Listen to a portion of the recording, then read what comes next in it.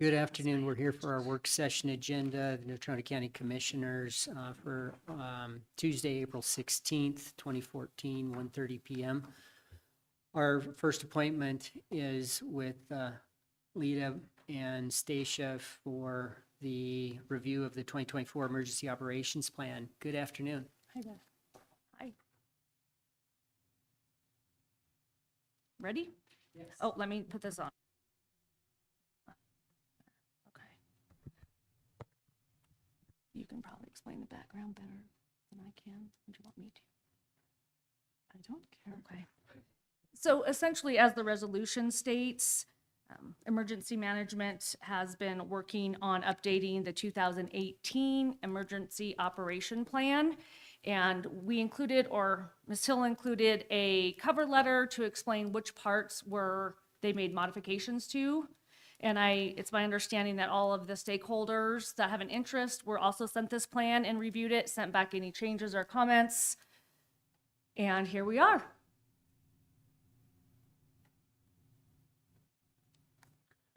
Great. Can you give us just a few highlights for context? Maybe Stacia, maybe you can kind of tell us what some of the big issues are. So the emergency operations plan is just a high-level view for the county on what agencies are involved in critical events.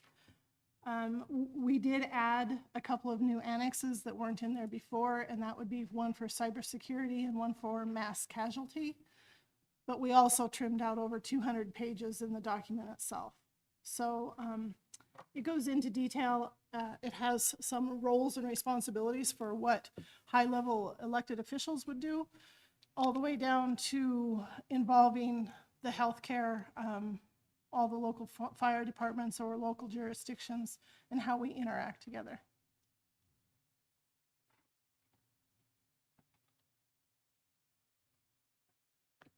Well, good. And I see the resolution. That's straightforward. Commissioners, are there questions, comments, or concerns with any of this topic? Commissioner Norton. Thanks, Stacy, for getting this put together. Yep, you're welcome. Thank you.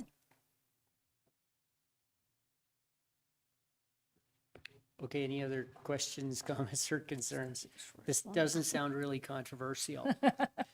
It's not.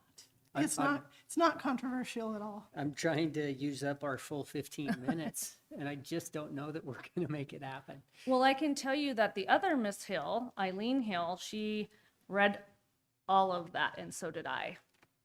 Well, I and believe other people, I believe, did as Commissioner well. Mellon read most of it. He's kind of shaking his head like he didn't.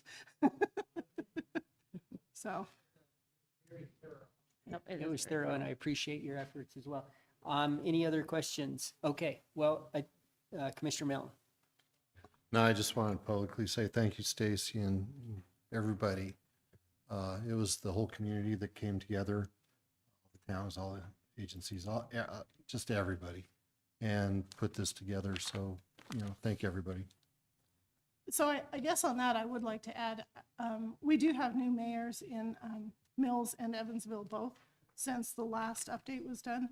And we met with them individually and went through the plan, so they have a good understanding of what it means and how it can be used for them. So we did do some of that public educational piece on it too. Well, it's a plan we hope to not have to implement or put into effect, I guess I should say, because of an emergency. But it's good that people like you are making sure we're ready. So thank you very much. All right, I think that'll take care of it, and we'll move forward on the resolution tonight. Thank you. Thank you. Is it always that easy? No. I told her that this is the first time I've only ever bought a notepad and the resolution versus my big old bag. Do you want me to move this back? Oh, no, because two people usually sit there. Okay. Thank you. I appreciate it. Very good, thank you. Thank you. Our next item is Casper Nordic Club, Bruce Lamberson, to discuss the Nordic Lodge fireplace. I don't see him yet, so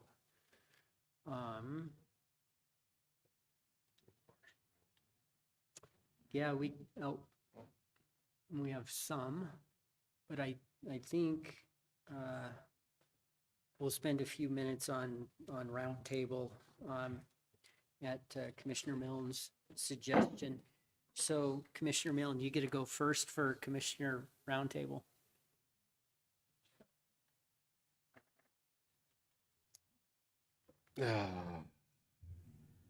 The fairgrounds is working on the outhouse right now as we speak.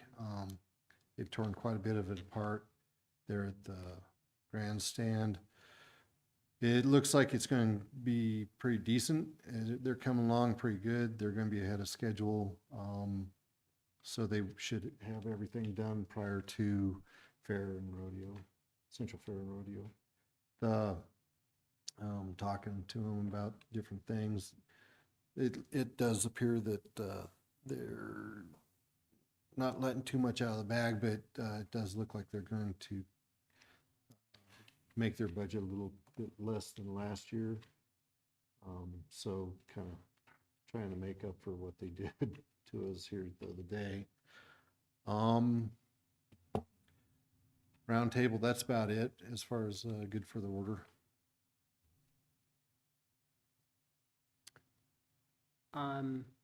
What's going on with the Amoco Reuse Joint Powers Board?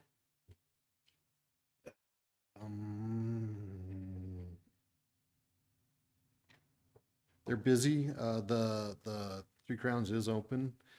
It does look like they're open for business. The restaurant's open. They just had their doors replaced. I believe I can say that the health department has recently okayed their outdoor grilling.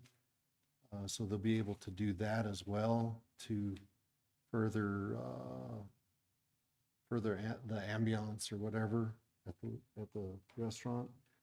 Short of that, that's about all I can give for that committee because of certain requirements.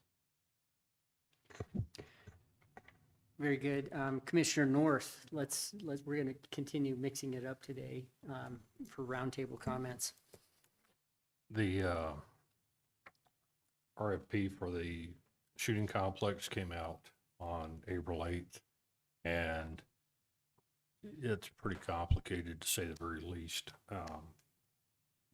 The committee is working together right now trying to figure out just exactly what all we need to do to put our best foot forward on that. And we're looking at different things. Originally they were supposed to come out with 5 different disciplines, and reading through the RFP, there's a lot more detail in there than that. So we'll see just exactly what we can get put together and how we can get everything moving forward on that. So we'll have a good product to present when we're ready, and that's about it. How is the Parks Board, and maybe this is a discussion for a later point, but Parks Board rules and the status on that? Is there an update from either you or Heather on that? Yes, so our office has received proposed revisions to the parks rules, and we're going through them. And then we also have proposed fee increase too that would be part of the rulemaking process as well. So, and my understanding from some people that have reached out to me is that was it heard by the Parks Board? Considered by Parks Board. Yeah, the last Parks week? Board has seen that. Michael's here, and but they all went through it, and it's now in legal's hands to look at it and see if there's any problems with it, and if there's not, then it'll come to the commission. What is the time frame for that, Heather, roughly, for it to come before the commission? so we do have to do the 45-day notice period. So I think we're about done reviewing. If the changes are acceptable, then I think that would put us most likely at adopting those at a meeting in June. Great.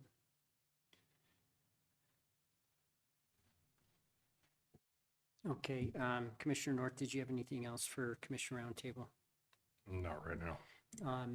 Commissioner Friel, do you have anything for Roundtable? Yeah, I'll just make it quick. I've been gone the last 2 weeks, so I wasn't here when the slip board took place, but I know you guys were, so I watched some of that online, and I appreciate your comments and being there. CNFR was last week. I was not at that meeting because I was out of town. However, they are on schedule and no ask of the county at this point in time. I have a Metro meeting this Wednesday. I have an MPO meeting this Thursday. I do have business I gotta attend to tonight with the city of Casper at their meeting, so I will not be at the business meeting tonight. And then the first meeting in May, I'll be online or on the phone for that meeting, but I'll be in Washington DC. So that's all I got. Very good. Commissioner Laird, do you want to punt, or are you ready to go? We've got about 5 minutes at the most. I hate punting. As you know, You- I just have a comment. Go ahead. I've visited with a couple of lawyers in Teton County that are involved in the Teton County suit with the state and the issues involving the state's position, which is that a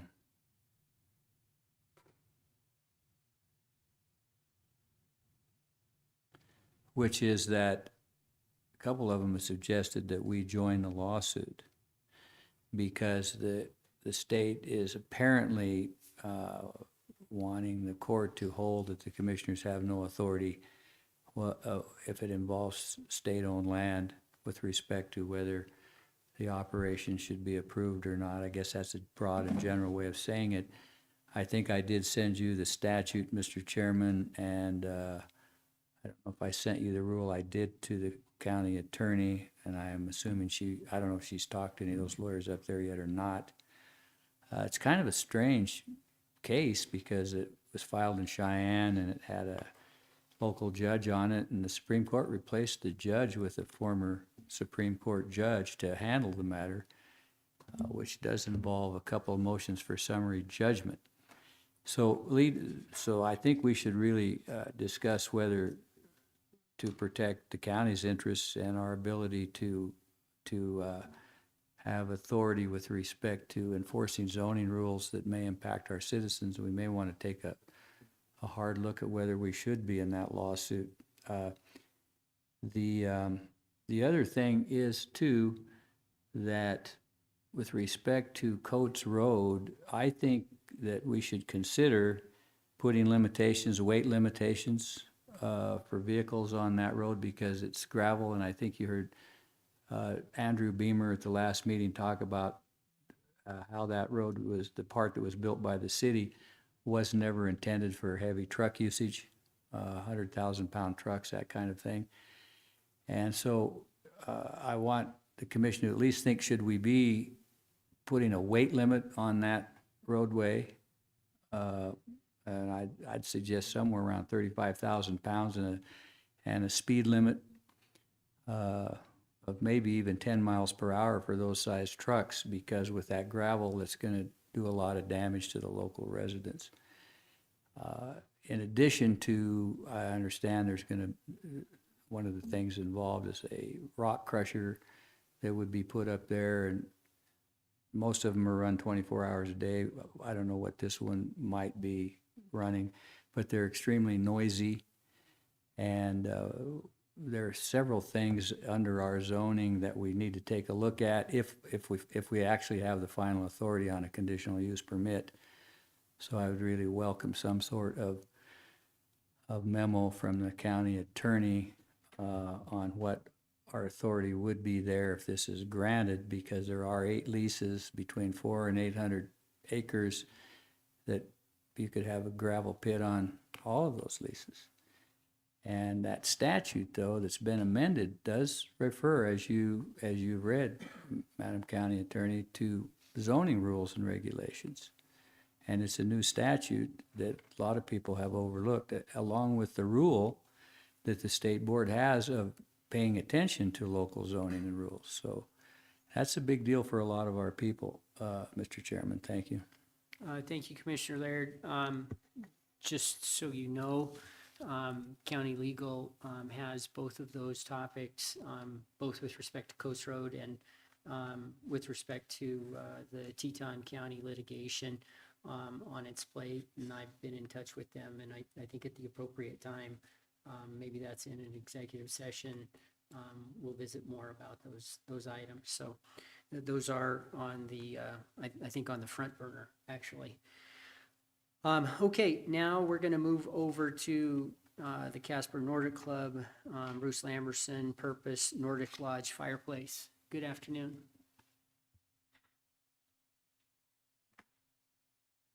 Mr. Lamberson, if you would, please.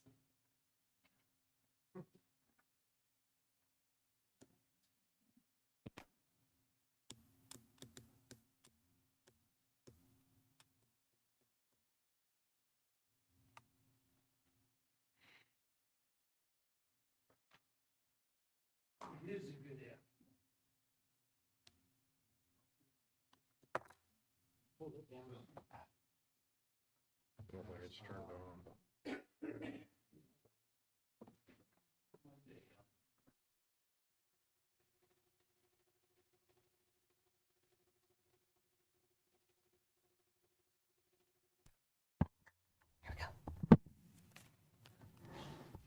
Thank you, and good afternoon. And yeah, I'm here at your pleasure to try and figure out what all these papers mean. So as a refresher, we had value engineered, as a commission, we had value engineered a fireplace out of the design. And I believe you were at the meeting where we talked about the various items on the list where we said, you know, we're not in a position where we feel we can or we should do that in the public. There was a lot of outcry and involvement and a lot of discussion in the public about putting in a fireplace. And as we've talked before at prior meetings, it looks like there has been a successful effort to put a fireplace back in. And so today we're trying to see what the path forward is going to be. So if you can give us an update. You have provided us with some information, and so just go ahead and add to any of that for the public, for posterity, and then for the discussion today. Well, thank you. Excuse me, I'm here representing Casper Nordic Club, who's driving this ship. And I just would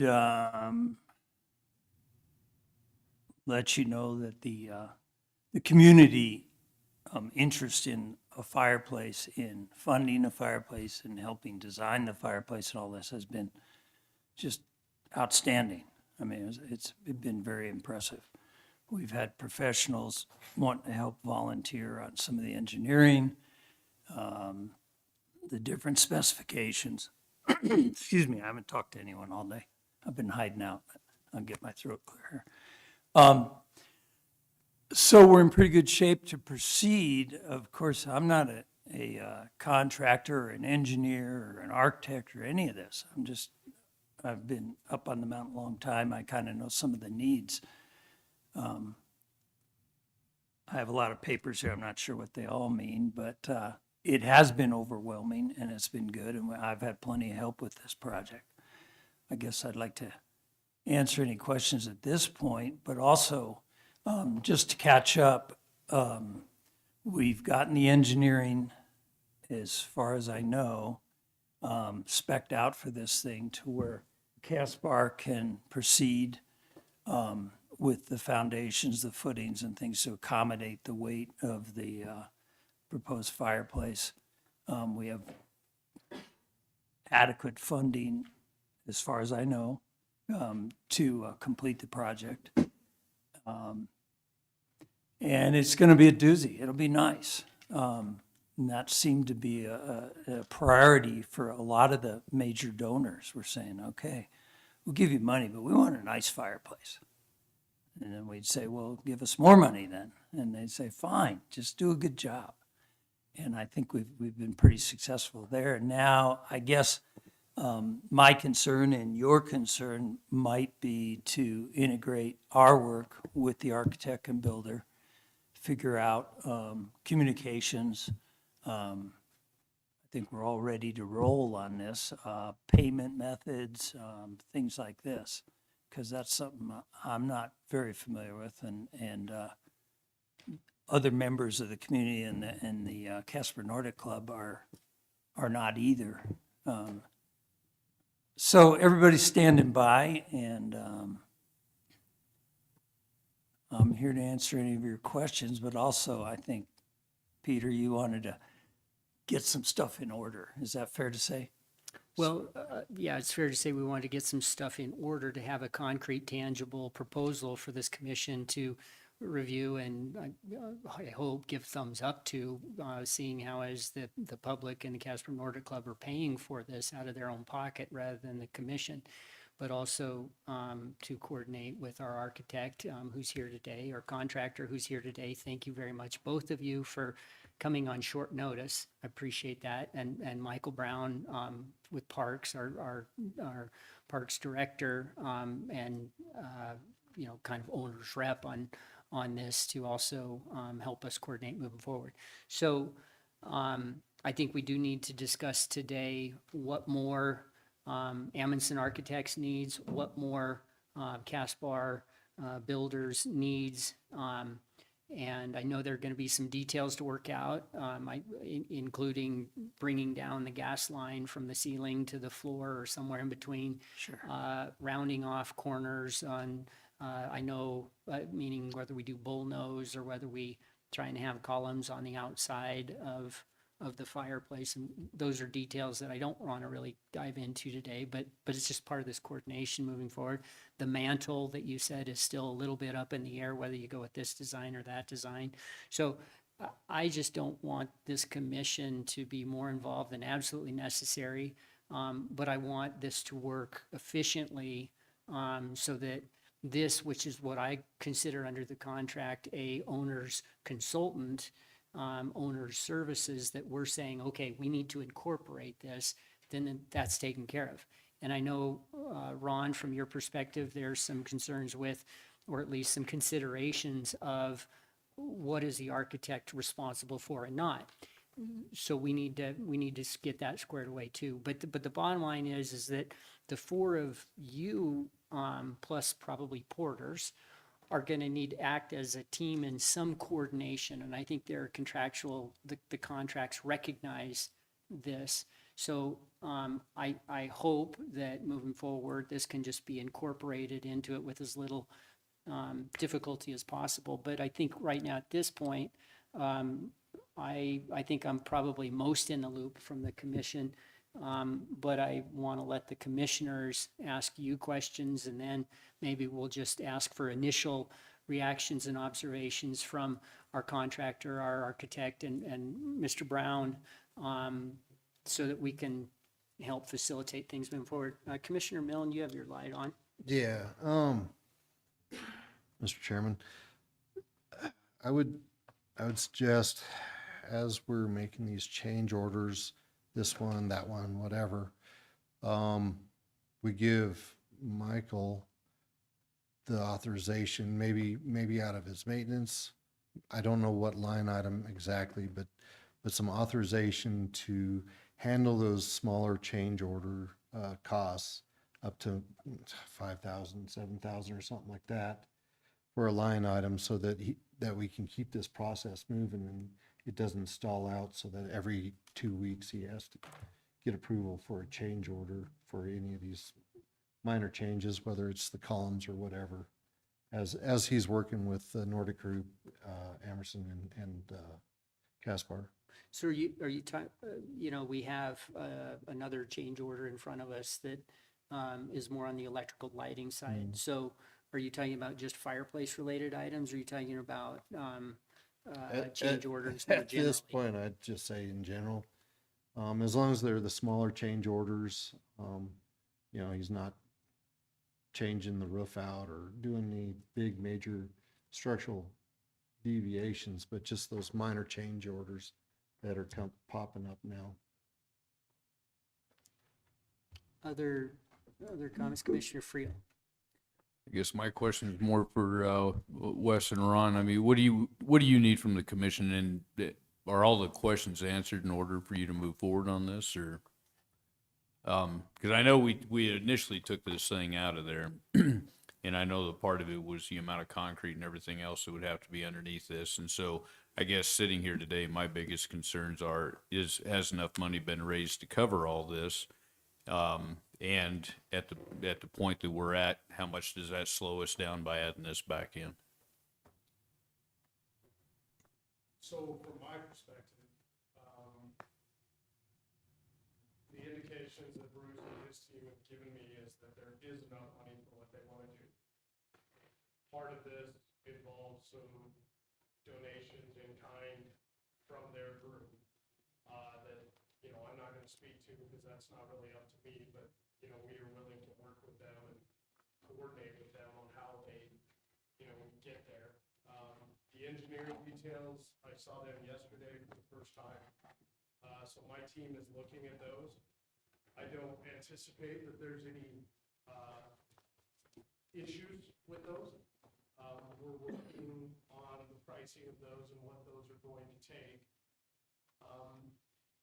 I think what I would say is that at this time, I don't foresee any issues. There's going to be some coordination amongst my team, Bruce's team, as we move forward here. That, if anything were to come up, obviously we would try to vet that out as soon as we can. But I really don't expect that at this point. And I think we have enough information today to be able to move forward without worrying about the timeline of getting this completed.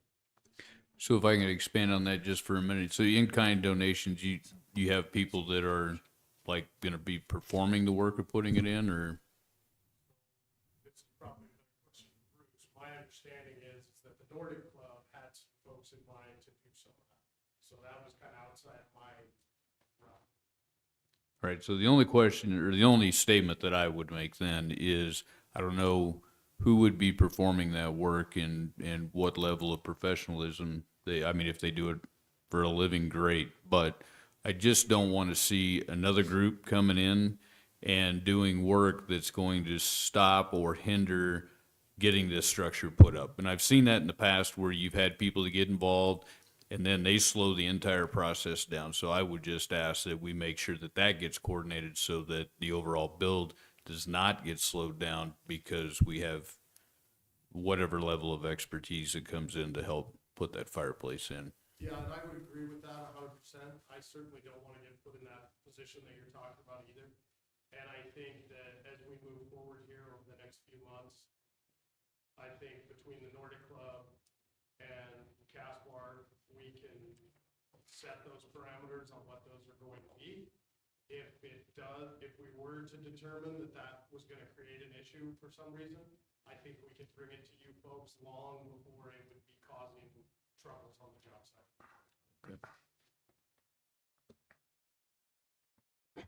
Commissioner North?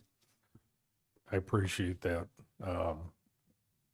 And I understand. I've done a lot of work with volunteers and other stuff, and sometimes you get what you pay for. I'm not saying that's the case with these guys, Bruce, so don't misunderstand that, but I just want to make sure that there's not going to be any additional cost to the county for change orders. And I understand that, to give us a warranty work on that's something that we need to work on. So, yeah, go ahead. I guess from my firm, right now, we have not been involved in the process. Our understanding was that their group had their engineers looking at it. So we're not under contract to do anything with this other than it's going into, the facility we designed. So the only thing I had mentioned to the chairman previously in an email was just, we need some sort of clear delineation between their design and our design for legal reasons. I've been advised by my attorney not to review the documents associated with that, because then that opens me up to a bunch of liability. So if I'm not contracted to be involved with that, it's liability I'm not willing to take at this time. And I understand that completely. Like I said, I just wanted to, I wanted that to be out in the open, and because I do understand where you're coming from on that. The other portion of that is because we did run into trouble in the past with our previous lodge, that some of it wasn't necessarily, it wasn't recorded appropriately, I guess is probably the easiest way to put it. And that created some problems with our insurance company, with Warren. And I don't want to get back in that same boat. I want to make sure that whatever we do, we're covered all the way across the board and how we move forward with this, so we are covered. And I agree with what Commissioner Friel said. You know, there's a lot of stuff that we need to look at, and I just want to make sure, have no problem with it. I just want to make sure that we do it right all the way across the board when we do. One thing I would say to that, Commissioner North, is that we are crossing a few lines when it comes to the warranties. And what I mean by that, I don't mean we're breaking any rules or anything. I'm just saying there's going to be certain things that this party may have been responsible for versus this party. And, you know, personally, I don't think it's really going to be that big of a deal, but it is out there that if some of the things that Bruce's group does in kind has an issue down the road, that would obviously be something that as the contractor, we would expect that you weren't going to hold us responsible for that. Well, and those are the concerns that I would be, have to think about, is make sure that it's, you know, with other areas in the county, when we do stuff, we have to have a contractor sign off on that project to make sure that it is, their license is the one that we can come back on. If we're going to do stuff like that, if the Nordic Club is the one that's doing this stuff, I would recommend that we require that same type of thing, so that the county is protected, to some degree, as far as how we do stuff and move forward. I'm just looking at down the road and what's happened in the past and what we need to do. Michael? The way I like to see this proceed from here, and these guys can respond to that, is if the Nordic Club provides their request, materials, specs on materials, their drawings, all of that comes through the owner rep. The county then provides a change order request to the architect. They can then review and comment on any issues they have with the design. And if they're okay with that, and then it goes to the contractor to give us a cost on that change order. Now, we have funds that we can tell them about. And this is the first time I've heard about like in-kind labor. I thought it was just the stone for the hearth. So maybe Bruce can clarify on that a little bit. If it's just donation of material or if it's donation of labor as well. Mr. Chair.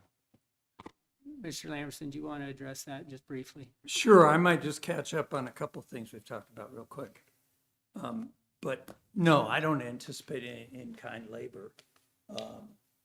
Bob Lower, who's done the engineering earlier, volunteered to do some engineering now, and he's a qualified engineer. We have no intention of having like work days or showing up with saws and shovels and stuff. That's not gonna happen. So there's, I apologize for interrupting. Let me clarify. Certainly. I'm kind of the one that started it. I thought in one of our, I think it was in an email, in one of our conversations, that you guys were proposing to provide the mason that was going to do the stone, because you had asked me who we had typically used, and then you had talked to an individual who I wasn't aware of and said that I was under the impression you were planning on doing that part. Maybe I was wrong. No, I get that. You and I have had very few discussions, a few emails back and forth. Right. Early on, Neil had said that masons are hard to come by. Sure. Dennis You know what I'm talking about, RO, whatever. He's done work for several of our donors. He's almost retired, but highly qualified.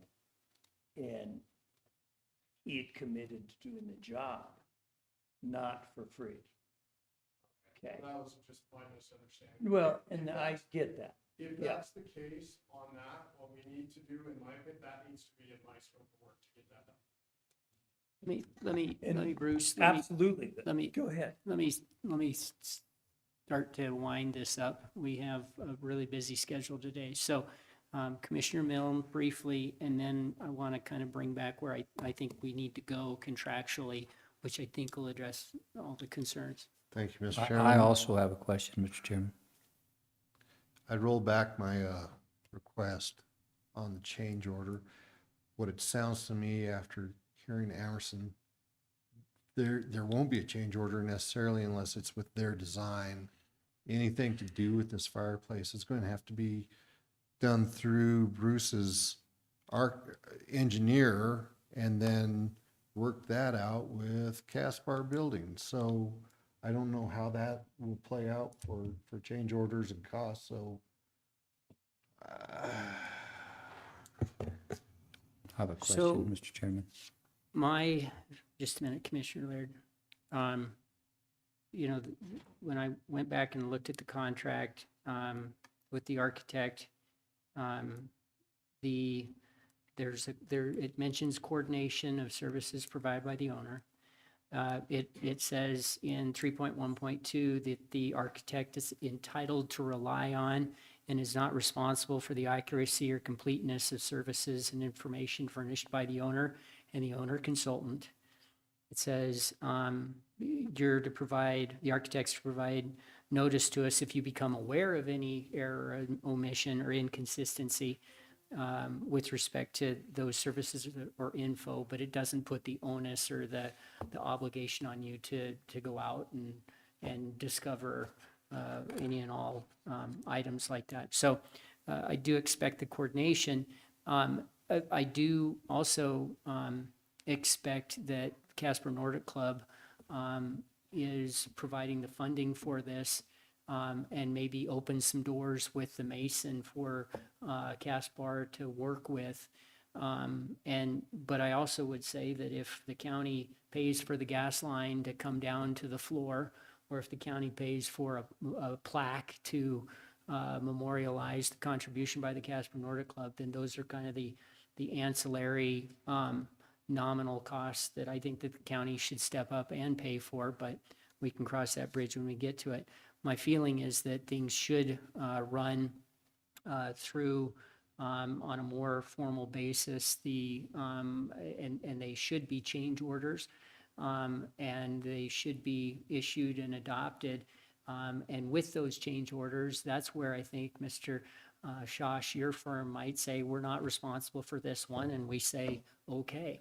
I think that we need to keep those change orders working through so that at the end of the day, you guys are paying for it, he's building it, and it's flowing through Amundsen mostly for coordination, not for technical design, not for technical, engineering and that kind of thing. Questions, comments, or concerns with what I've said?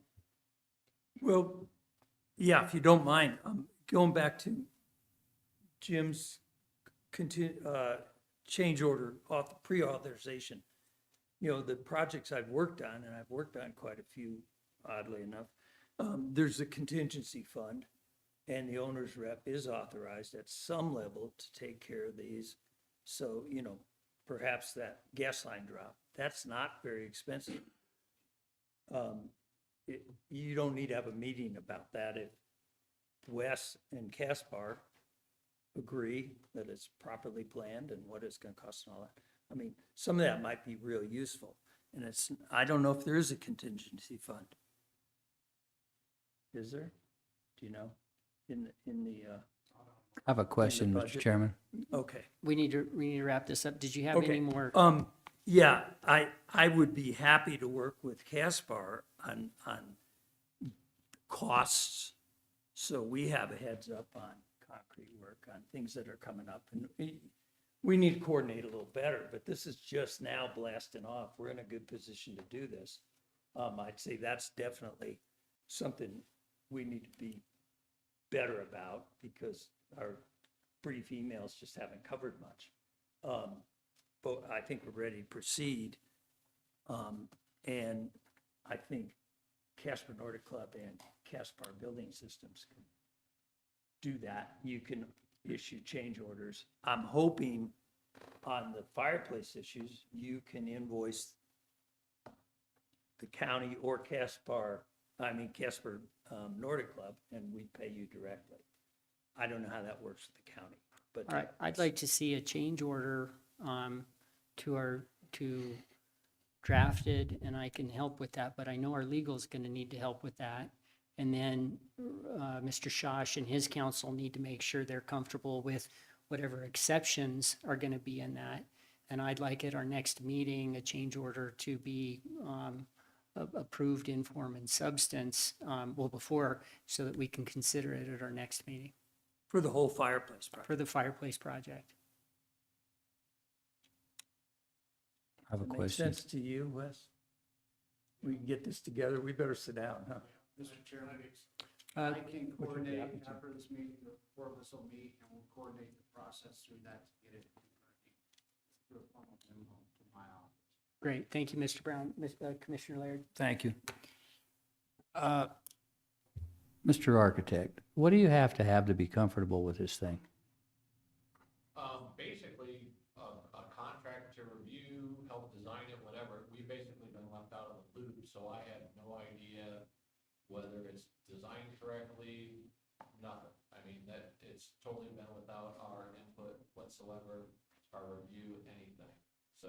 Will there, for you to do that, will there be a charge for that, for you to look at it? Yes. Um, Once we take a look at it, we're gonna assume, we would be assuming some liability for it. So what do you recommend we do? It doesn't matter either way to me. When I used to work for county government, not here, as an architect, and on projects like this, they either went one of two ways. Either the third party donated money to the county, and then they managed it with their architects and engineers and their contractor. And then that umbrella assumed all responsibility and liability for the project. Or they let the third party do what they want. There was an MOU that basically stated, okay, Mr. Third Party, we will allow you to do this. You have to hire competent architects and engineers and make sure this thing is all safe and legal and everything else.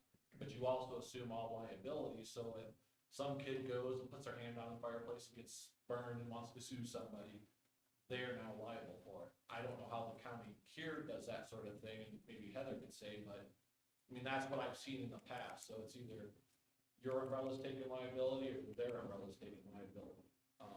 And I could, how it work for you all, I'd be happy to work for you all to do something, but if they're taking it and it's their engineers, and I've got no say in the matter, that's where I want the separation.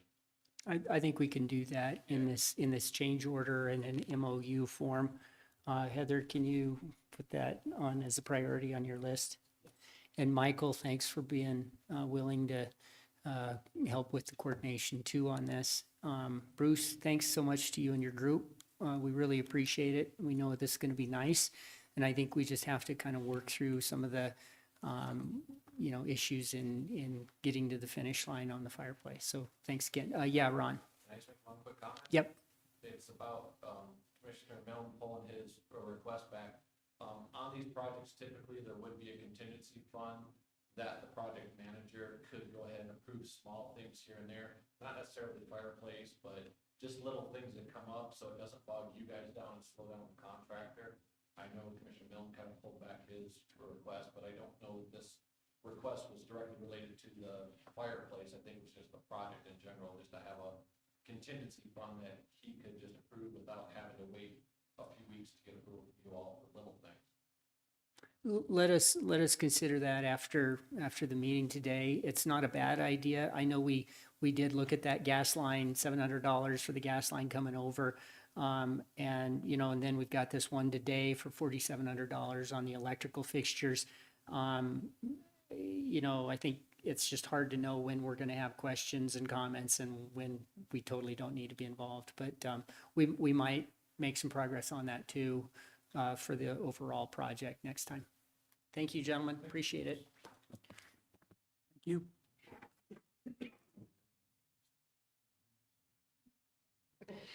All right. Next, we have Denise and IT for a GIS annual Natrona Regional Geospatial Cooperative Update and proposed budget. Sorry, we're behind schedule. That's Welcome. okay.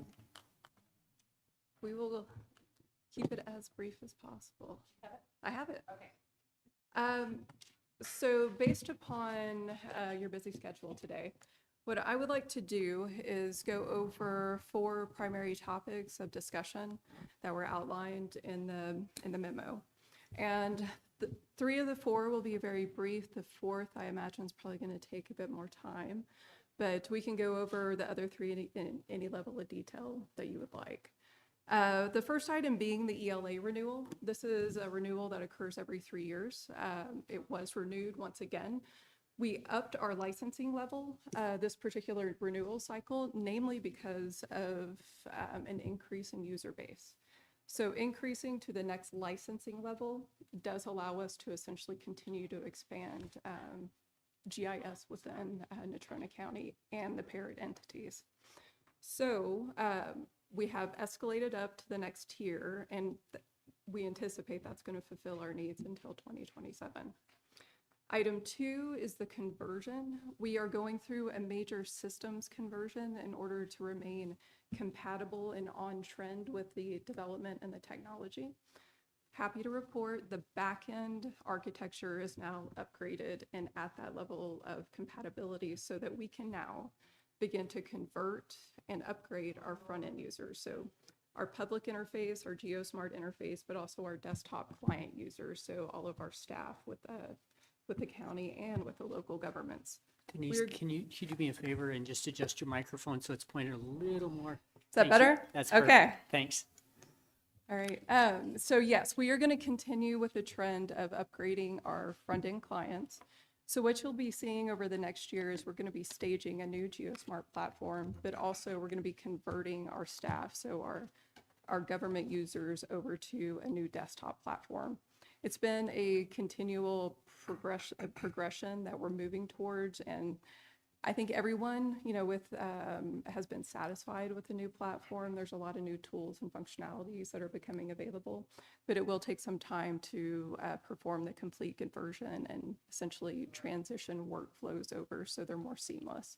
But we will continue that through the next year and also the subsequent years.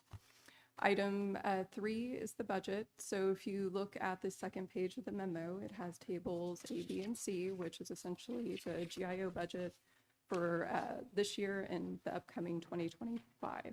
If there's no questions, then we'll just move on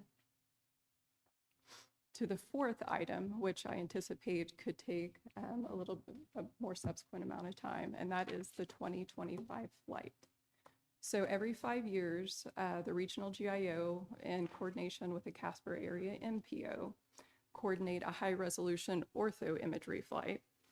And this particular year, the Casper MPO is also taking advantage of the state of Wyoming flight as well that will be occurring in 2025. And that is through the Eagle View vendor and partner. We've reached out to Eagle View to make a determination if the Casper area MPO could essentially fly in coordination with the state, and they agreed. And yes, we can, which is great, which means that we can observe a considerable amount of cost savings. So the Casper area MPO, and we've organized this display up here so we can just display a bit more readily the areas that we're going to be talking about. So if you're not already aware, this area outlined in black is the Casper area MPO. It's roughly 208 square miles. So this year, we will be flying in that, not this year, but in 2025, we will be flying with the state And that area, we've been estimated to cost $41,000. What was that? 41,000. And the reason for this, in the past, it's cost upwards of 61,000 in order to fly the entire area. But this year, because we're flying in coordination with the state, we're able to leverage the area that the state's already flying. The difference and the reason we're paying the 41,000 is because we are purchasing what's called the ortho certified product. So what the ortho certified product means is that it has to meet our level of standards for accuracy and precision, which is the ASPRS photogrammetry standards at the highest quality, which is level 1. So what that essentially says, the 3-inch imagery that's captured within that area is going to, at the very minimum, meet a known level of accuracy and precision and error. So if you are capturing a 3-inch pixel, then it can only be off by 1.5 inches, okay? So it's just bumping up the accuracy and precision of what the state is already flying, okay? So that is what we were proposing with the county. In 2020, the county flew with the Casper area MPO and actually captured 1,500 square miles of the county. So I'm going to display to you what was captured in 2020, just so you're able to visualize that area.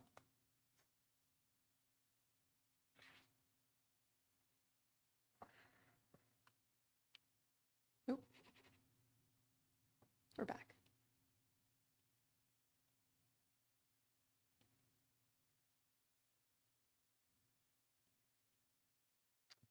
So the area hatched in red was what the county chose to fly in 2020 at 6-inch imagery, okay?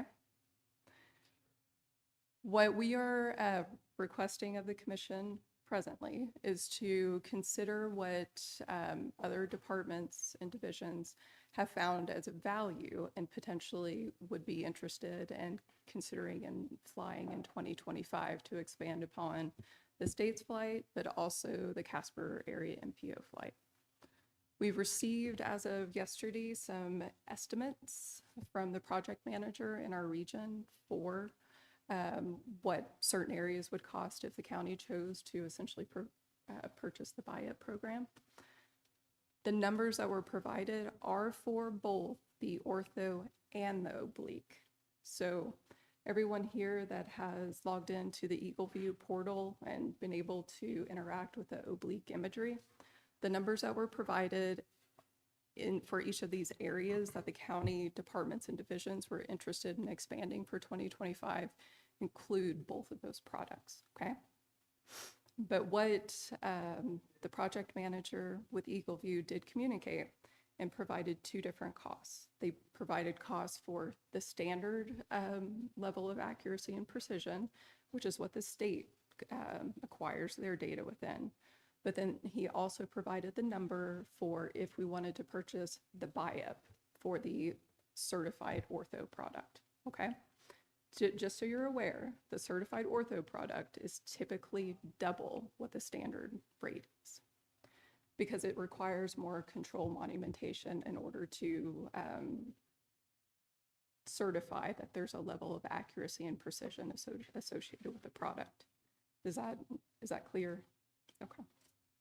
So the areas in which Natrona County divisions and departments have communicated that they would like to potentially have flown in 2025 were these areas as you see highlighted on the map. So in addition to the 2020 flight area, there was also interest from numerous departments to ensure that all of the reservoirs were flown because there were portions of Pathfinder that were not covered in the previous flight and also areas further west.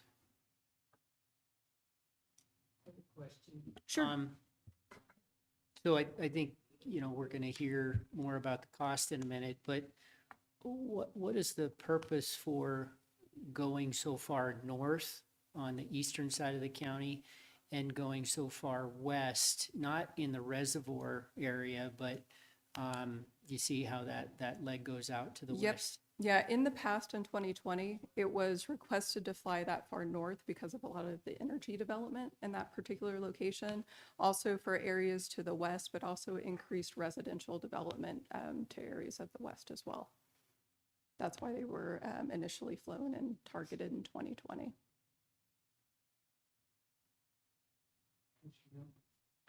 So I get going so far west and the north part and the reservoirs, but there's a whole lot of county between the reservoirs and rattlesnakes Mm-hmm. that it's prairie. Yes. And so why fly that at to such a degree? There were areas in which I think there were parks lands and also just other areas of potential gas development and oil development that could be of interest. Yeah, Midwest Edgerton, I don't see I-25. Maybe is that included in that Correct. northern Yes. area? Yes, Midwest and Edgerton are included in that section. Okay, I know there isn't a lot of energy development right on the Converse-Natrona County line, but I do understand why we might want greater detail up in the Midwest Edgerton area. Okay, go ahead. No, that's perfectly fine. And we do have, like I'd mentioned, initial cost for each of these areas that we'll be discussing. So if you would like those numbers, I can definitely communicate them.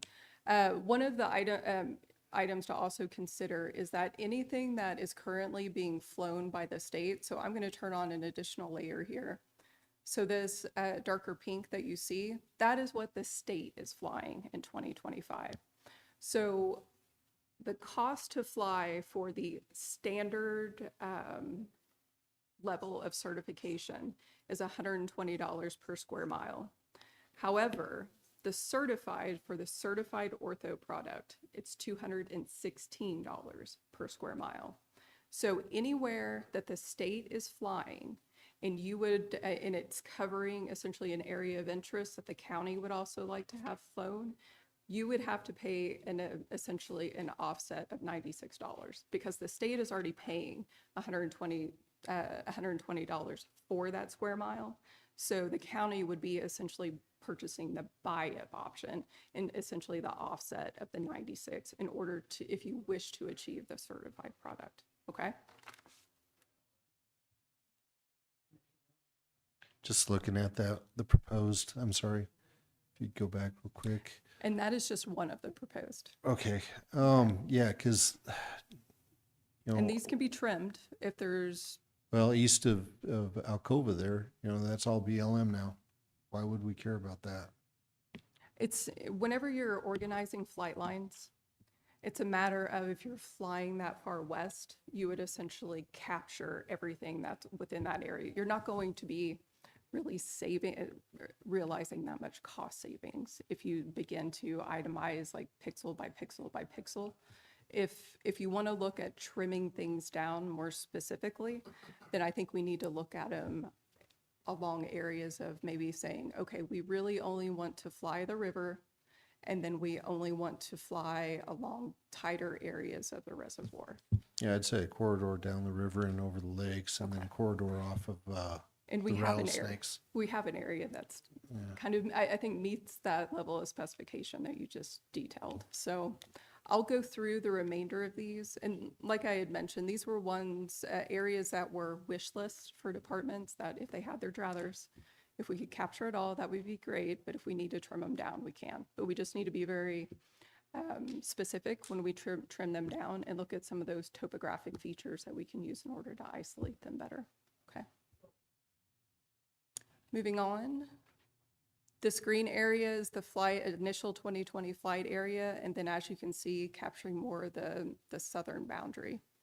So just detailing and especially capturing the southeast area that's been missed in both the 2020 flight and the state flight.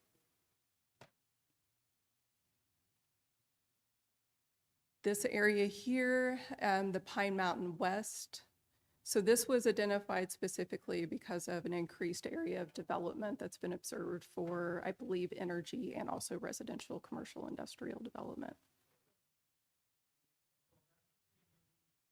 Casper Mountain. So this is an area that I think will take a little bit of additional time to discuss. So Casper Mountain, because of its additional development that you're seeing, not only for residential and recreational purposes, but also they're seeing increased visitor use, right, for tourism and what have you.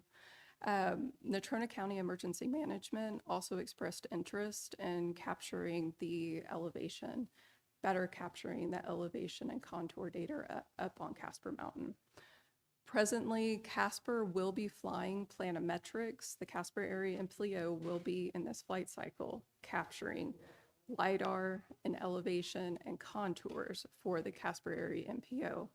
And that's why Natrona County Emergency Management was also expressing interest because of the activities that they often conduct up on the mountain of having a better understanding of the terrain and providing more situational awareness to public safety whenever they're responding to emergencies. So they had requested to obtain a cost to obtain certified ortho, but also the LiDAR. The LiDAR imagery that we are capturing in Casper is approximately $400 a square mile. This area of the mountain is approximately 60 square miles, and I think we're looking at about 24,000 alone just for the LiDAR. But this would provide the elevation data and also the derived products, the contours and the hill shades, in order to better serve the public safety community, but we could also use it for recreational purposes as well. Okay, any questions about that?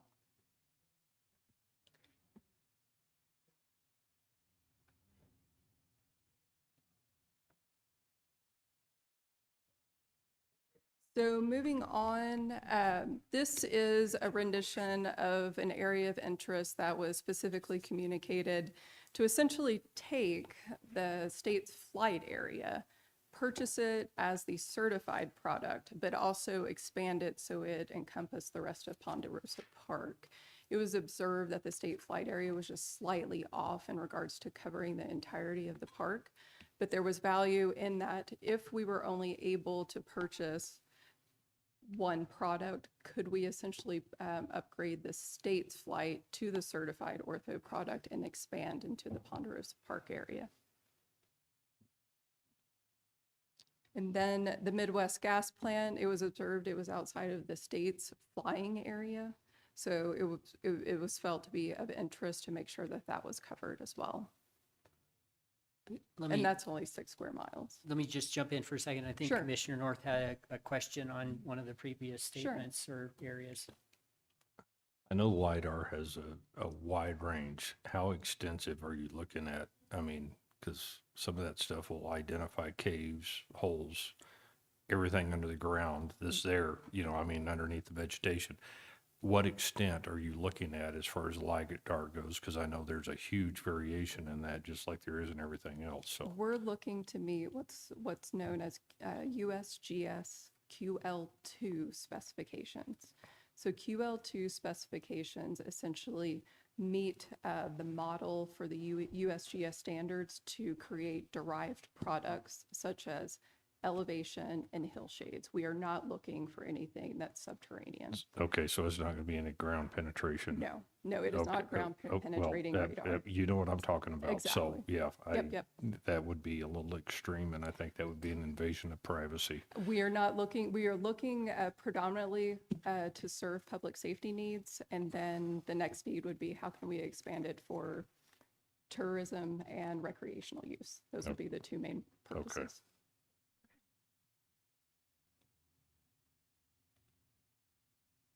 And the reservoirs and the river and the mountain. So this essentially would be requesting, could we cover the reservoirs, of course, the river and the mountain, and also potentially buy up the state's area as well? So what that would do is essentially cover a majority of the populated place, in addition to capturing the county's more recreated areas. And the wish, if I think anyone had their option, was just to fly the entire county. But I have the number for that, if you would like to know. But the more reasonable options are presented, I think, here, but that does not mean they cannot be edited or curated in order to meet more specific needs. These were just the wish list of divisions and departments throughout the county if the budget allows. Questions? Comments? Any questions or comments? Mr. Chair, I would just like to know what is the cost for the county? I will give that to you. At the certified rate for both the ortho and the oblique, it's $1 million. For the standard, it is $570,000. So one of the options that is also available with Eagle View is what they know as a pay over time contract. So what they've essentially communicated is that if you would wish to have the entire county flown, you can choose to essentially pay it in portions over several budget years. So if you did choose to fly, let's say, the entire county this year or in 2025, and maybe you made the decision that you want to fly it again in another 5 years, that you could potentially pay it off over a 3 to 5 year installment plan. And then when the next flight cycle becomes available, you could also utilize a similar payment plan. And that is available for any option as well, not just if you choose that you would like to fly the entire county. If you feel as though one of the larger areas, like here, that payment option is also available. Well, since you have that, that's the 2020 flight area and reservoirs. I would pick up on one of the comments made by Commissioner Milne, which is maybe we can trim a little bit east of Alcova, like cut like a diagonal on a 45 off of that. So we've got a nice, an appropriately wide corridor along the river, but nothing that goes into, you know, essentially a lot of the Marton Ranch and some of the other BLM over there. I'd like to see a little more trimming done on that north section. Maybe we don't have to go all the way over to Converse County, and then maybe on that west side too, that juts out a ways. I don't have any concern, and in fact, I see good reason to have more rather than less imagery on developed areas, but I'm not as I guess keen on doing areas that may be developed or that they're talking about. And for example, the Converse County, which I know is east of this, but they've been talking about kind of the Converse County Powder River development for a long time, and eventually they'll get there. But we're not there yet, and since we'll be flying this again in, I would think 2 or 3 or 4 years, it may be a better time to go capture those other areas as they continue to develop. So I don't want to micromanage this or microsite this, but I do think that my personal feeling is a variation of what we've seen here, maybe cutting it back a little bit where we don't have a real pressing need. Is this area the most well received of the areas that we've discussed today? Is that the one? Is that the area of coverage that you would like us to pursue in regards to? A trimmed out version of the white. Yeah, Okay. commissioners, that's what Commissioner Milne and I have said, but Okay. I think the other commissioners need to have an opportunity to say, kind of give a tentative or preliminary, some guidance, I should say. Yes, please. Yeah, I would like to look at this a little bit more before we And that's what bite the we bullet and we say, would like to do. If I so- could obtain enough information, we can prepare some more polished exhibits so that you could Yeah. review them more thoroughly. This I thought would be a great overview of what was discussed with the departments and divisions, so you had an understanding of what was of interest and value for the staff. No, it's a great jump off point. Okay, perfect. And is there interest in pursuing the LiDAR on the mountain?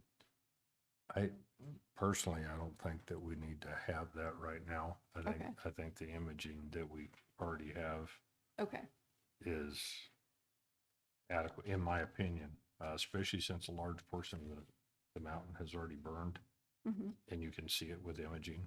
So, okay, okay. so, I mean,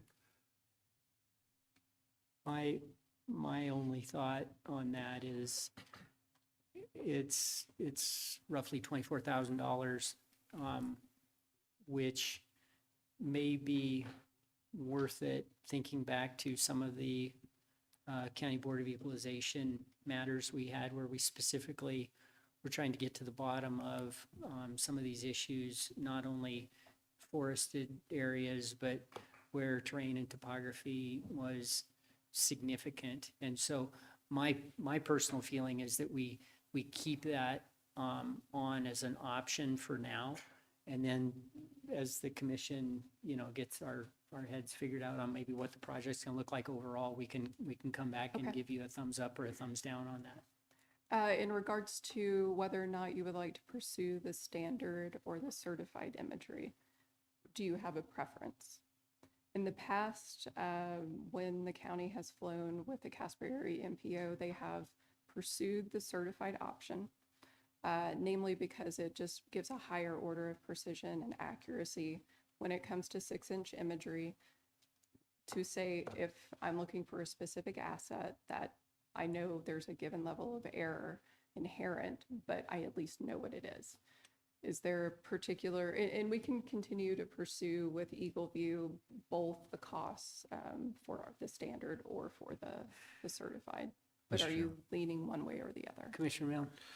Yeah, I'd say go both. Personally, would be my preference. For a later date, we can decide, but potentially, and this would go to the assessor sitting way in the back.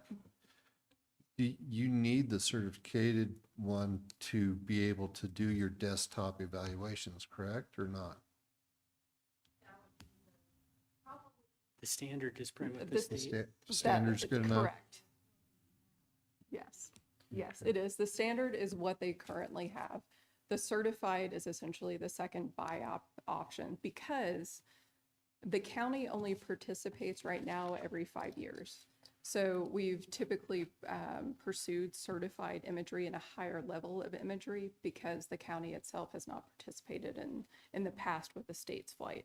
So the state and the state area of coverage, as long as the state continues to move forward with their recapture, this area will always be flown every 2 to 3 years by the state at the standard level.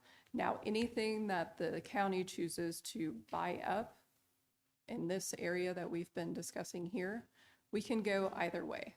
So then that leads me, or if the standard is good enough for the assessor to do their desktop evaluations, what is the benefit of the certified? So whenever. I understand the different, the deviation and whatnot, but what purpose does it serve, I guess? Beyond the assessor's office, you have other divisions and departments that will be using it. So you have your public safety staff, you have your road and bridge staff, and they are looking at assets smaller than a house. So whenever you can essentially have a level of knowledge that you have a hydrant and it should be located here and I can see it, and when I go out there, it should be right there within, let's say, a foot to 2 feet. That's essentially where you're looking. You're looking beyond the assessor needs, and you're looking at the needs of other divisions and departments who are working with assets smaller than what the assessor may be dealing with. Okay, thank you. Yeah, please keep them both on the Okay. table for now. Okay. And then we'll continue the conversation. I think it'll be kind of a cost issue and a comfort level Okay. issue for the commission. So we appreciate it. Anything else you need from us today? No, I think I have enough information and we can proceed with developing some more curated exhibits for the area that we've discussed. And then we can get back to you and I can coordinate back with the project manager at Eagle View and they can maybe tighten up the costs a bit more and estimates a bit more. Just one question. Do all the counties have this in Wyoming? All of the counties have it in that the state of Wyoming is flying all populated places within Wyoming. So that there's different areas of coverage within each of the counties. But yes, all the counties have them, but depending on your level of populated place, you may or may not have smaller areas of interest. But yes. Great. Well, thank you. We You're welcome. appreciate your time.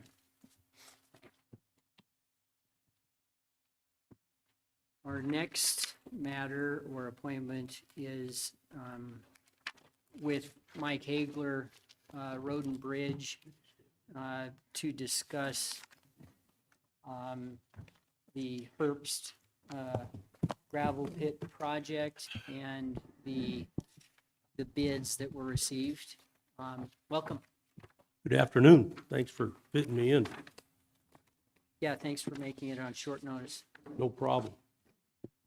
So what I'm here for is we opened the bids for the Herbst gravel pit. The low bid was $1,716,236. The engineer's estimate was $1,314,000. So we're basically where we are with the money I have budgeted right now and what we've spent on engineering to award this. I would need another $540,000. And so with that all said, we have downsized this project from the original bid that we did, where we had those two bidders that bid $4 million and $6 million, give or take. And so we cut that project pretty much in half and ended up with what we have today, 18 miles of roadway to be treated. 5 miles of that is actual just road milling of pavement that's out there, and then overlaying that with base gravel. Some of it's on Gas Hills and some of it's on Poison Spider. And of course, the quantities have been reduced significantly from the original bid. So we've kind of tried to pare this thing down to something that's affordable. However, it's still over budget. So I would propose that we look at taking the money that's set aside right now for the Squaw Creek project that is running into difficulties with the right-of-way. And we're going to have to do some work there, specifically with paperwork, and delay that project into next year because it's already delayed, and utilize a portion of that funding to award this project and move ahead. I don't believe you're ever going to get any better bids than what we've got right now. And if we go out to bid again, I don't believe any of these people will bid it because they've all shown their hand, so to speak. And it's difficult for them to compete now. It just is the nature of the beast. But so if you have any questions on top of what I've just explained, I'd be happy to answer. Mike, do you think that further reducing it from 18 miles to something less makes sense for the county at this time? Well, I mean, as far as cost savings, it might if we can get them to honor that. As far as what the contractors bid and the mobilization that they've put into it, I think it's reasonable. Somebody coming back to pick up in the future what we're cutting out is going to have another mobilization cost in there we're going to pay.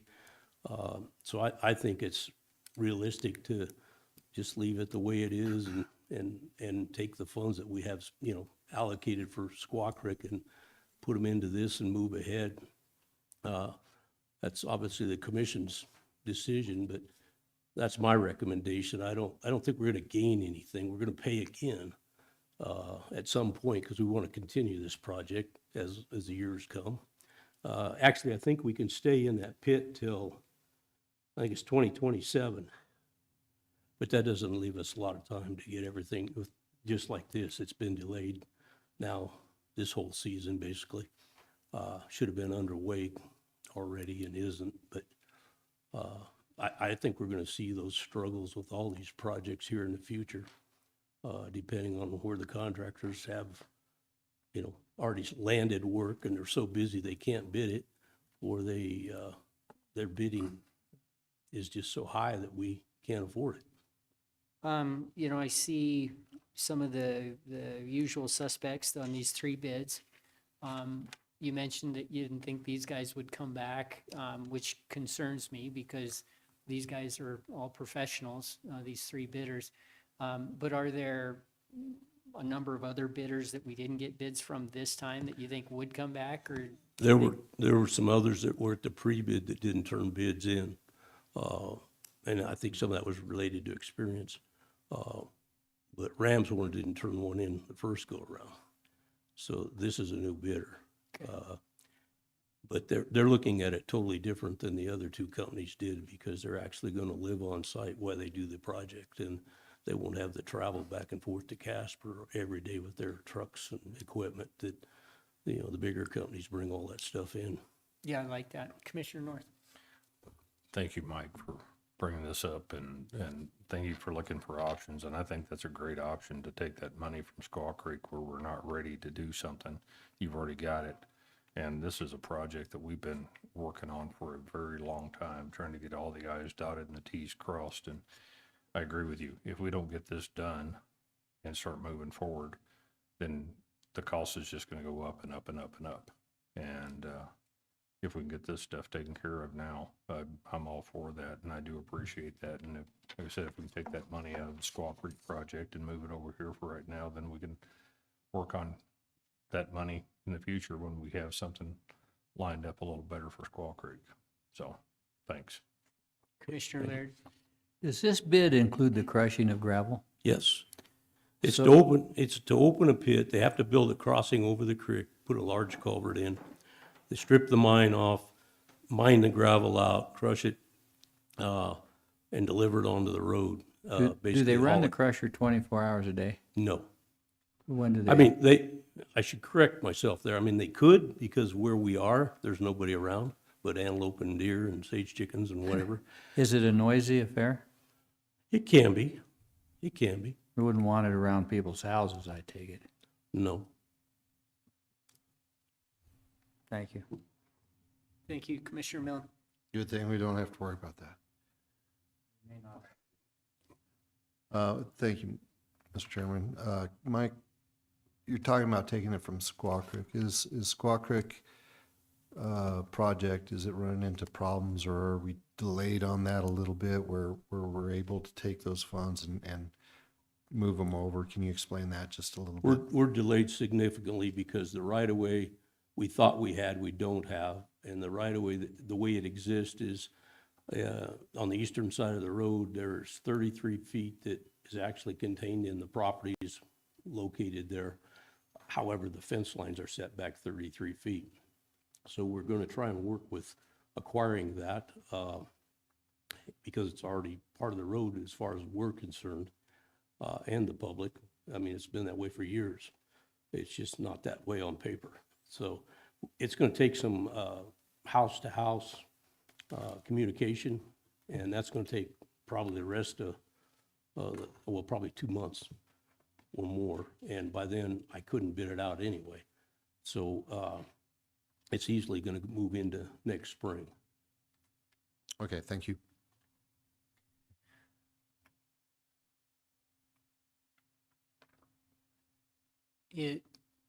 It seems that it is what it is, and I appreciate you finding an option that makes sense. We're gonna need to do some work on Squaw Creek, but for a variety of reasons, we're not ready this year anyhow.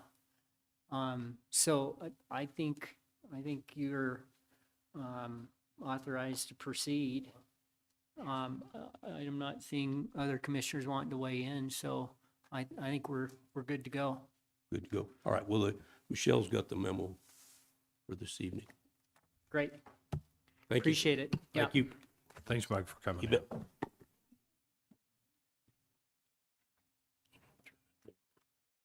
You want it off?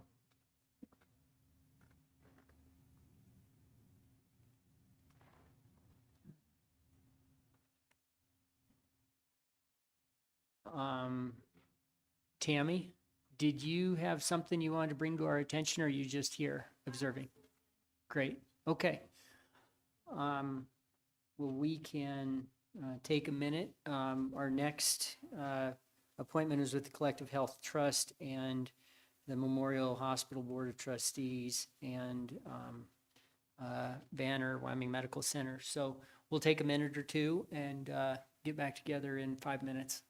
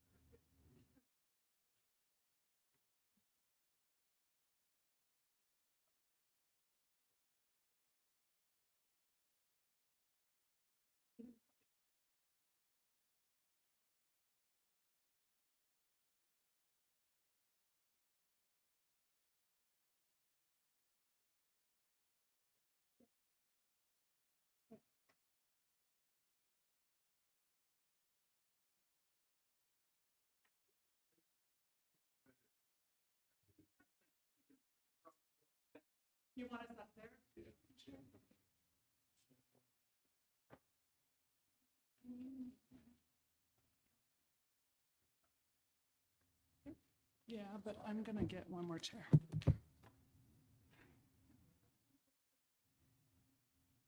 Oh, okay, so.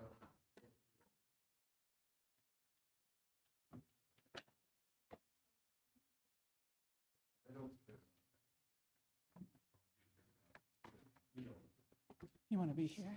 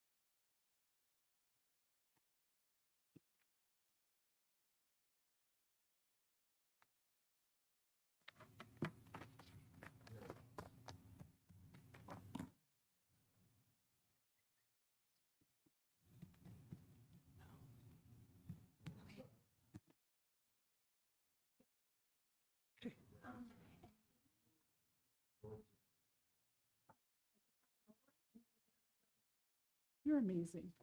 Can we put that, like do enable editing and then go to slideshow and do the view show?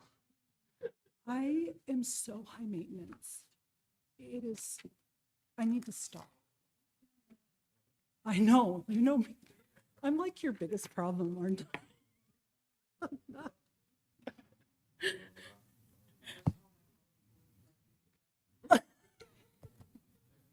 Can you say that louder for the record? I think it should go in the minutes. I can't wait. Can I just tell you?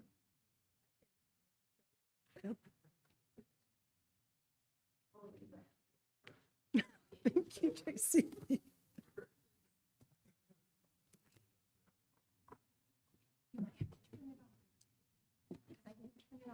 Oh, let's do that. Thank you. Yep. You rock. Yes.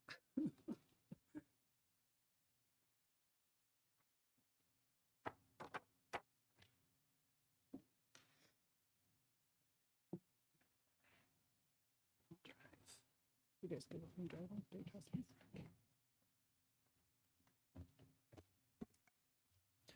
We're reconvening at 3 o'clock. Our next appointment is with the Collective Health Trust and Banner Wyoming Medical Center. And I see a couple Memorial Hospital Board trustees in the audience as well.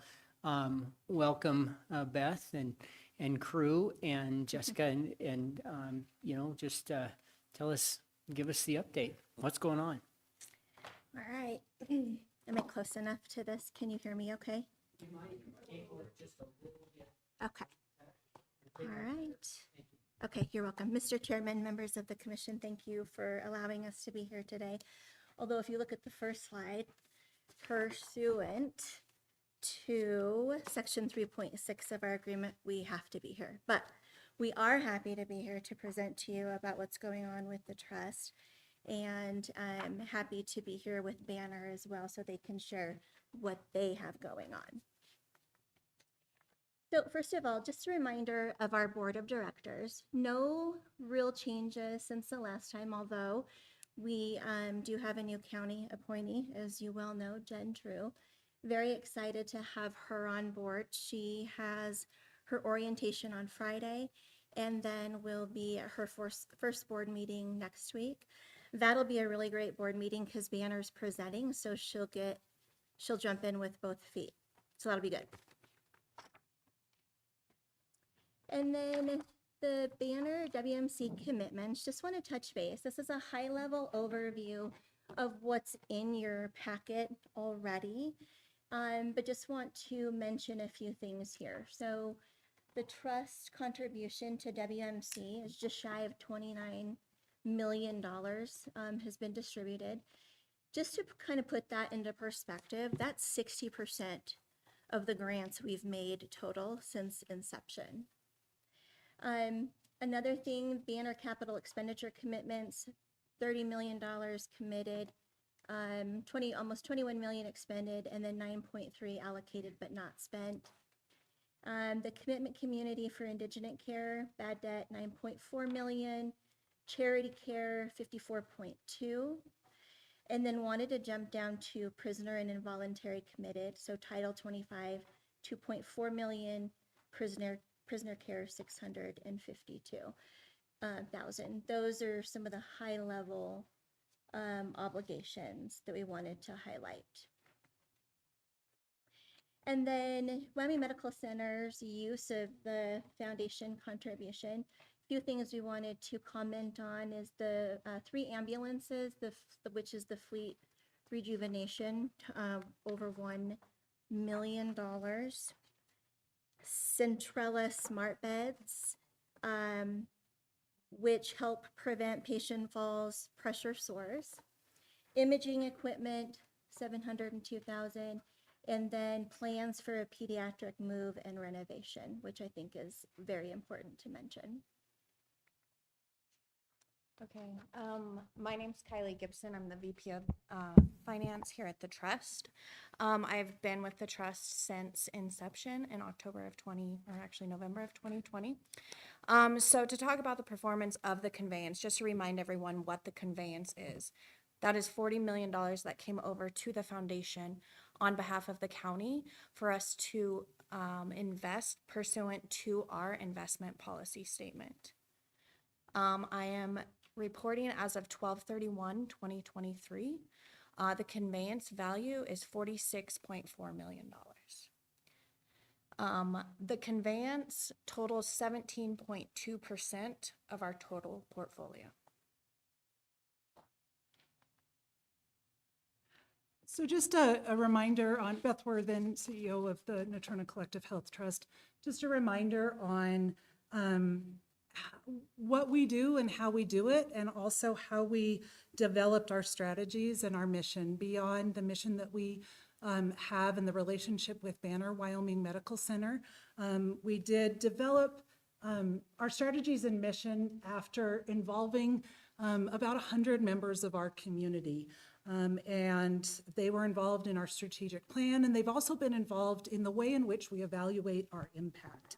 So we conducted, thank you, we conducted stakeholder interviews, we did focus groups, we did a deep dive into the data, and this was over the process of about a year and a half to really research what are the needs with regard to the health and well-being of the residents of Natrona County, and where could we have impact that would really be evidence-based interventions that could have a lasting impact for our residents. And that's where we developed our mission to build the foundation for lifelong health among Natrona County community members by advancing the mental well-being of young people through trust-based philanthropy and systems change. So I wanted to give you an example of some of the things that we looked at, and you saw this in your packets, this data on age-adjusted death rates, and this is from 2016 to 2020 in Natrona County. This is something that we update on an annual basis. So as you can see here, we are doing better in Natrona County than the national average in several areas, such as cancer and diabetes and heart disease and kidney disease. However, we're all likely aware of the prevalence of suicide in our state. And in fact, our community has had some really important conversations about that recently.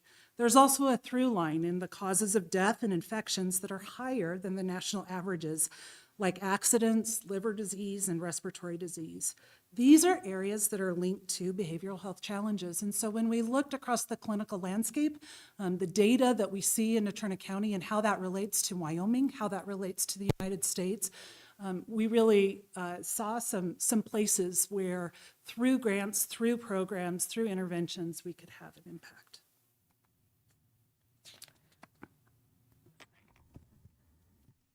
So this slide will show you 2023 by the numbers. So with that data that Beth just presented. So in 2023, we gave gifts and contributions of just over 13 million. Just to point out a few, WMC contribution was just over 8 million, and our general support grants were 4.2 million. So to kind of give you I guess, a snapshot and a quick example of our work, we have a 5-minute video that Michelle's going to help me cue up that can kind of just give some examples of the work that we're doing in Natrona County.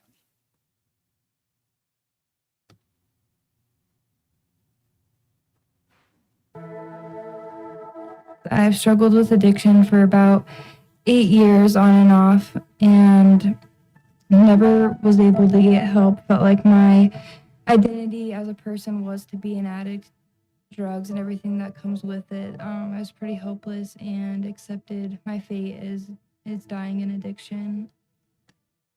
I've tried this before as far as asking for help, and we get that stigma as a felon or as a person coming out of an institution that that the community's against us and that we've ruined our opportunity. My hopes, honestly, are just that she succeeds and excels where she needs to. Without the program, I just don't think that her and I would be where we're at.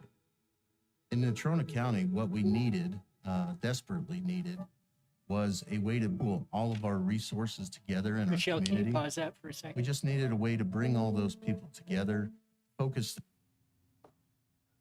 I see a computer screen over there.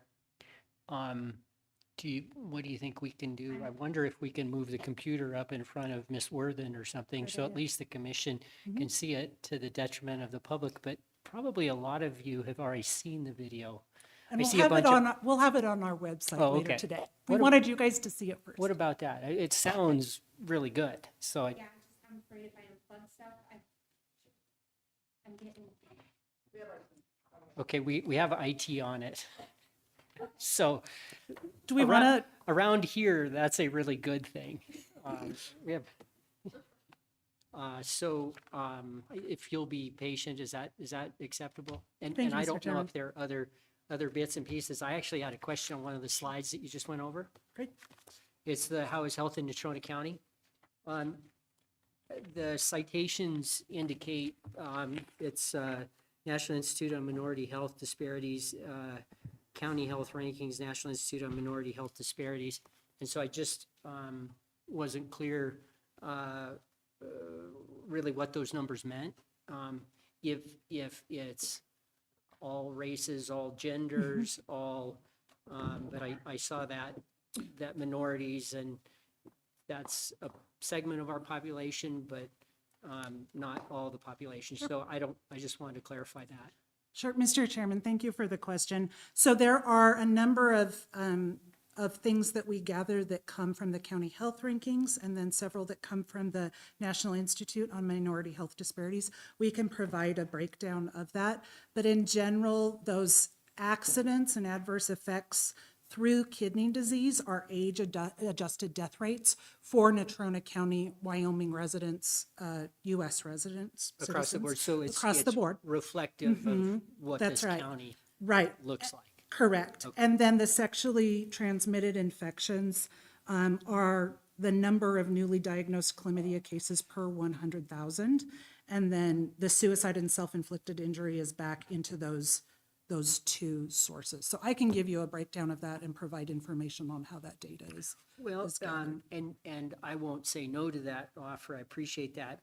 The other question that's probably more, I guess, interesting to me is over what period and how's it look like for a 5-year trend? And I think that would be a request I'd specifically have, because I don't see if this is 2023 data as compared to 2022, or so maybe a 5-year, which would, I think, overlap a little bit with the transaction with Banner and kind of where things were maybe pre-COVID, then through the transition and where we are today. That might be really helpful to the public and at least me.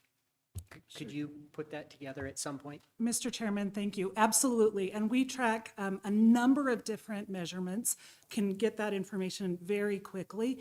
At the end of each year, what we're going to be doing is releasing what we're calling an evaluation and learning report related to our actual impact, where not just based on what we're seeing in the community, but the actual data, the things that we think really speak to who we are and what we're doing, and we'll show that trend analysis for the community to see. Good. And I see our IT department and Michelle look like they have the situation under control. So are we ready to go back to that? Thank you, Michelle. Thank you. I told you our IT I've department struggled is with good. addiction for about 8 years on and off, and never was able to get help. Felt like my identity as a person was to be an addict, drugs and everything that comes with it. I was pretty hopeless and accepted my fate as dying in addiction. I've tried this before as far as asking for help, and we get that stigma as a felon or as a person coming out of an institution that that the community's against us and that we've ruined our opportunity. My hopes, honestly, are just that she succeeds and excels where she needs to. Without the program, I just don't think that her and I would be where we're at. In Natrona County, what we needed, desperately needed, was a way to pool all of our resources together in our community. We just needed a way to bring all those people together, focus their effort, and address some of these issues that we're seeing. I think that we really believe that working as a team and with community partners, that we can make Natrona County a place where everyone can do a little better, lead a little bit more of a healthier life. And each of us, I think, has a story or a lived experience that pushes us to do better. Natrona Collective Health Trust is a private foundation whose purpose is to benefit the health and well-being of the residents of Natrona County. Over 25% of Wyomingites have experienced 2 or more adverse childhood experiences. So these are experiences like homelessness, having a parent incarcerated, living in poverty that truly affects their brain development, that leads them to coping behaviors that aren't healthy, like substance abuse. So we're really wanting to get to the root causes and prevent adverse childhood experiences from happening in general. Some of the challenges that the 1224 tries to address in the community is to provide accessible, reliable place for people to come in and find help for recovery from addiction. The 1224 Club has been really impactful in my life by letting me build my life around my recovery instead of trying to just fit recovery in where I could. It's a very real disease, and the numbers aren't going down. There's increased drug use across the board. I feel like I can go to any member of the Collective Health Trust and talk about what needs the 1224 Club might have, and even pitch ideas for areas we see in the community that there might be lagging some resources. This time to get the help and the direction from people in our community, it's been life-changing. It's completely changed. I actually feel like there's people out there to help me. Essentially, the Natrona Collective Health Trust was our vessel to pool all these resources in our community and bring them all together. The majority of people that are successfully completing our program have not reoffended and have not returned to the detention center. We serve children with and without special needs. And I kept thinking, why are we not catching these kiddos when they're newborns or right out of the gate with early intervention services? How are they falling through the cracks? The Collective Health Trust has supported is projects that I would never have been able to accomplish without their support. I had my daughter, Carter, almost 6 weeks early. She was born in Colorado, and we ended up being in the NICU there for about 12 or 13 days. She was on oxygen. When we got home, we saw my home healthcare nurse. I was like, listen, I'm a first-time mom. I'm concerned about everything, you know? So she actually referred the Child Development Center, and there's so much I've learned that I wouldn't have learned without the program. But I just don't think that she'd be where she is right now if we didn't have the RISE program. We've changed Wyoming's thought process on serving at-risk infants so that everybody across the state born into an at-risk situation is going to have the support they need. I just want the kids in Natrona County to be able to have the best future that they can, but also the best present, to be as healthy as they can be. We've been very fortunate ever since the Collective Health Trust came to life to be a partner with them because they believe in early intervention. They believe in the Child Development Center. Without the Collective Health Trust, we wouldn't have near the community engagements that we have with like-minded organizations around Natrona County. They've really opened the door for partnerships, collaboration, and networking across the board.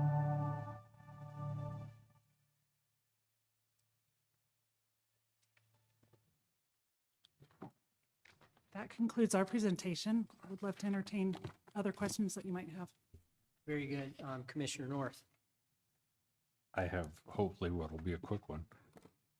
Have Meals on Wheels or the Senior Center requested funding from you folks? Mr. Chairman, Commissioner North, we have, I believe, funded, and I'm going to verify that right now. We have funded Meals on Wheels.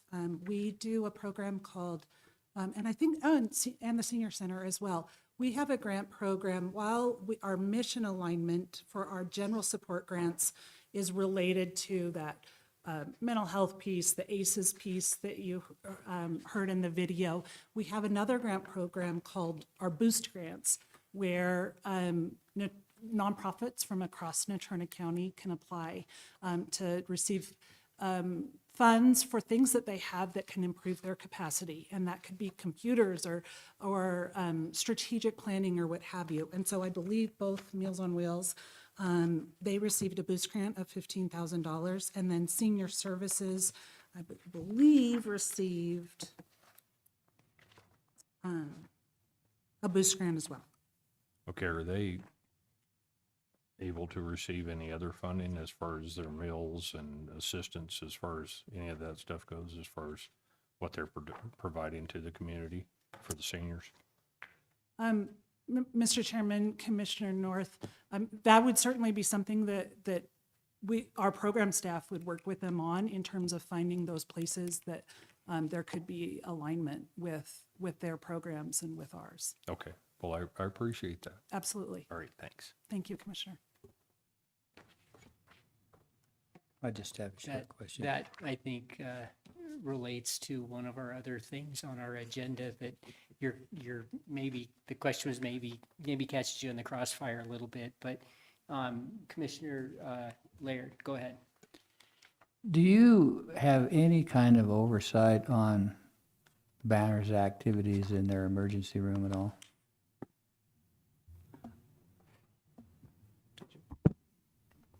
It might be best to hear Banner present first. I'm not sure what they have to cover in their okay. presentation before we answer that question. All right, fine. Other questions or comments? Commissioner Milne? Thank you, Chairman. Beth, wasn't good seeing you the other day, but I'm glad you were there. Your group, the collective, have they been, with you being there, it kind of made me think about it a little bit. Your group, has it reached out to the Natrona County Community Juvenile Services Board at all? And what kind of assistance do you think it's a group of different, Mercer, Department of Family Services, whole group, right? Sheriff's Office, City PD, whatever, school district. But Commissioner Dallas is the liaison for that group, but have you guys reached out to them, or is there anything with what's been highlighted here recently, anything you guys can help with or do or whatever? Absolutely. Mr. Chairman, Commissioner Milne, I think that I agree with you. I think last week was a pretty powerful example of how this community has demonstrated its commitment and concern for the well-being of our youth. And I appreciate the remarks that you made last Friday. We would love to work together as a community on solutions. And I think we have already had initial conversations with many entities, not necessarily through that exact board. That sounds like a very good vehicle for these conversations. But in terms of what everyone's role is at this point, I do feel like we need to be talking and figuring out what's on the table. What are some solutions that we all can pursue together? I think the most important first step, Commissioner Milne, is making sure that everyone is at the table to coordinate school board and city and county and our nonprofit community and those who really are experts in this.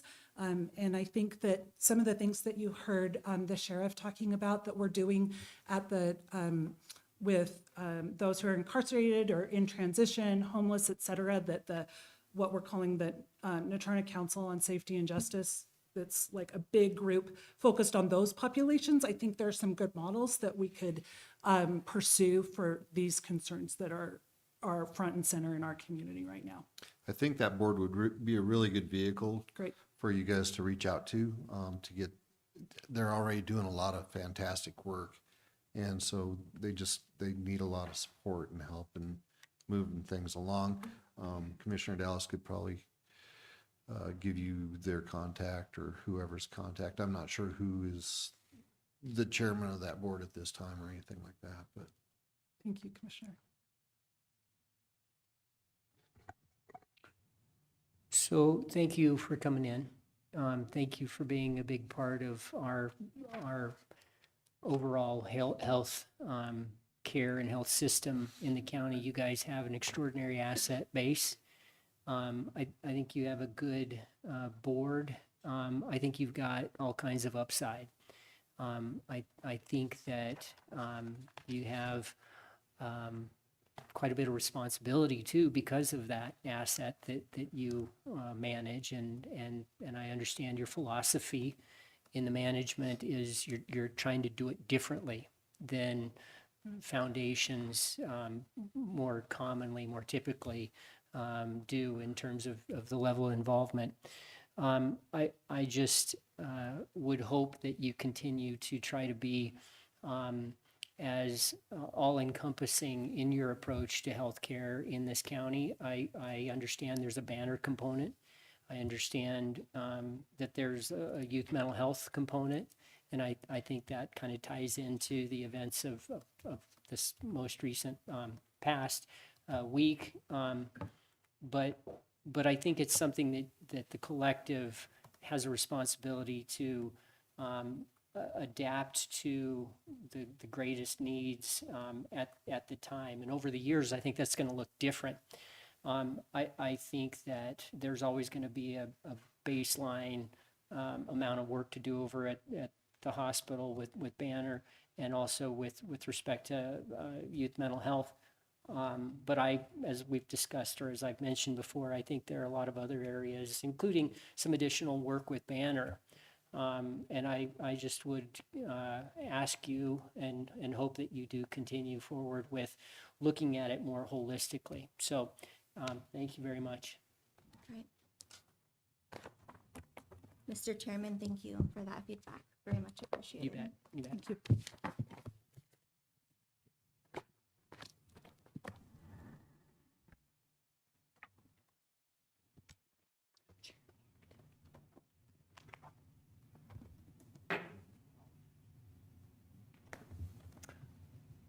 Yes, Lance Porter, Wyoming Medical Center, and Dr. Cobb.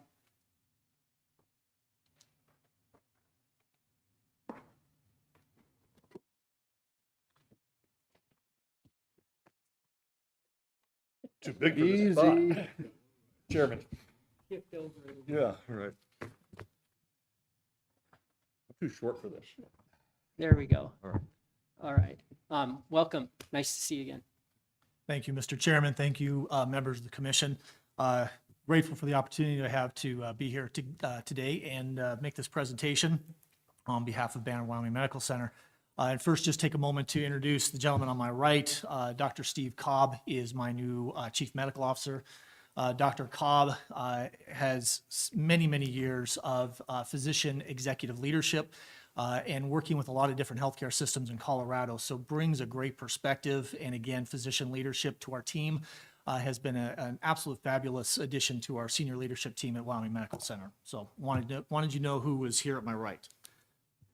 I know that you have read the report that I submitted to the trust, and the slides that I put together today are some talking points that I wanted to go over, guide the conversation, try to anticipate some of the questions that you might have. And then some additional information that I thought would just be salient to the conversation and I felt that you should know. But please feel free to interrupt and ask any questions at any time on any of these slides where you might have questions. The first two slides are really just patient testimonials. This person's name is Angela. She's actually one of our food service workers. This was a great, I put this one up here because it's a great collaboration between Wyoming Medical Center and the other community organizations. This happens to be with the Olivia Caldwell Foundation, who works with us to bring pediatric specialists to care for patients here in Casper. And her son needed some care, and because of this collaboration, her son now gets to receive care here in Casper as opposed to driving down to Denver all the time. I ran into her after we just added a GI specialist to our community, and she almost hugged me in the middle of the cafeteria because she had one less trip to take down to Denver. And so it was a great success story. The other one I'm including up here is a gentleman that we all know, Senator Barrasso, who was recently a patient. And this was an exact quote. It's nice to know that your hospital's a good one when you need it. He has always been a very good, big supporter of ours. And again, is an important thank you that I wanted to make sure that you knew about. This was released on his website, so it's not confidential, so I'm not violating HIPAA in any way. He asked us to share this with our community.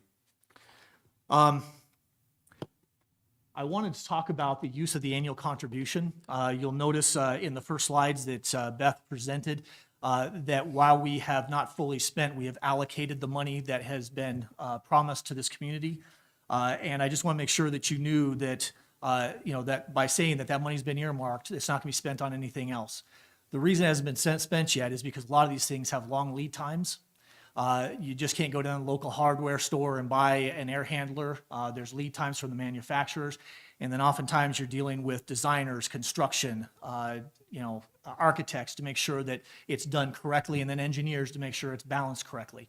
None of this stuff is plug and play. It's lead time, and they are long processes, but they're underway, and we will have fully spent this money in the next couple of months. And so we will keep you updated, but that money's not going to be spent on anything else. Wyoming is a hub of a Wyoming service area. We've actually, 2023 was a good year for us on this. Our telestroke program expanded to 2 other facilities. That means there's 2 other facilities that rely on us, look to us for stroke care. We also received a $100,000 ARPA grant from the state of Wyoming. And the goal of this money is to move beyond just providing telestroke coverage to Buffalo and Riverton and Sheridan and Gillette, and move more towards a comprehensive stroke service. And it's working with these hospitals to do data sharing, so that if we provide consultation and say, you can care for that patient here, and here's how we can support you, we're following outcomes. And then we have a database to then follow up, and do we need more training? Do we need more resources? And really make it more than just providing a consultation and then leaving it at that.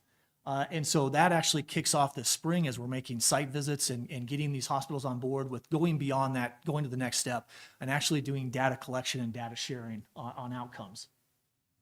The next one is something we planned all last year and are finally executing in January of this year, but it's a critical care connection quarterly meeting. And this is where we invite EMS crews and emergency medicine crews from around the state to participate with us in Casper on grand rounds, essentially to do case studies for trauma, stroke, and heart attack. And so our providers here, our specialists, provide education and feedback on those cases, and that's how then we get better at providing care around the state. It has the rest of the state looking towards Casper for expertise and collaboration. We had our first kickoff meeting in January, very well attended, and we actually already have more people signed up for the next one. And this is going to be quarterly. And then the last one, Frontiers in Primary Care. For those of you who have been involved with the hospital, that may sound familiar. This was a very popular program that happened prior to Banner Health, was discontinued because of COVID. But this is a CME, or continuing medical education opportunity for providers around the state to come to Casper, to listen to experts in all these areas and services that we provide that nobody else does. And then we're also inviting keynote speakers that will, again, provide continuing medical education and again, enhance that image that Wyoming Medical Center and Casper is the hub of healthcare for the state. And so that is underway. Dr. Cobb has run many of these in his career, and we are really excited about it. And it's an advertisement and invitation is going out tomorrow, I believe, to kickstart this. This is a change that I want to make sure that everybody is aware of. When I came on, I reported directly to Margot Karsten, who was the CEO of the Western Division. At that time, she reported directly to Amy Perry, who was the Chief Operating Officer of Banner Health. Since that time, Peter Fine, who has been at the helm of Banner Health for 25 years, has announced his retirement, and Amy Perry was tapped to be the new CEO. So Margot will be reporting to Todd Werner, who is the president of the Acute Care Delivery Division at Banner Health. That means he's in charge of all the hospitals. As you know, Banner Health is much more than a hospital company. He's over all the hospitals. So he, per the contract, he has all the decision rights. He has all the oversight of all the hospitals. And so that, while the person she's reporting to has changed, that alignment is still in alignment with the contract. Todd has all the decision rights and approval power to let her do her job. But you just need to know about that one. At Wyoming Advisory Board, this is where we actually have 4 active members. We meet on a quarterly basis. We are actually recruiting 3 people. We had a physician that recently resigned because he took a larger leadership role at the hospital.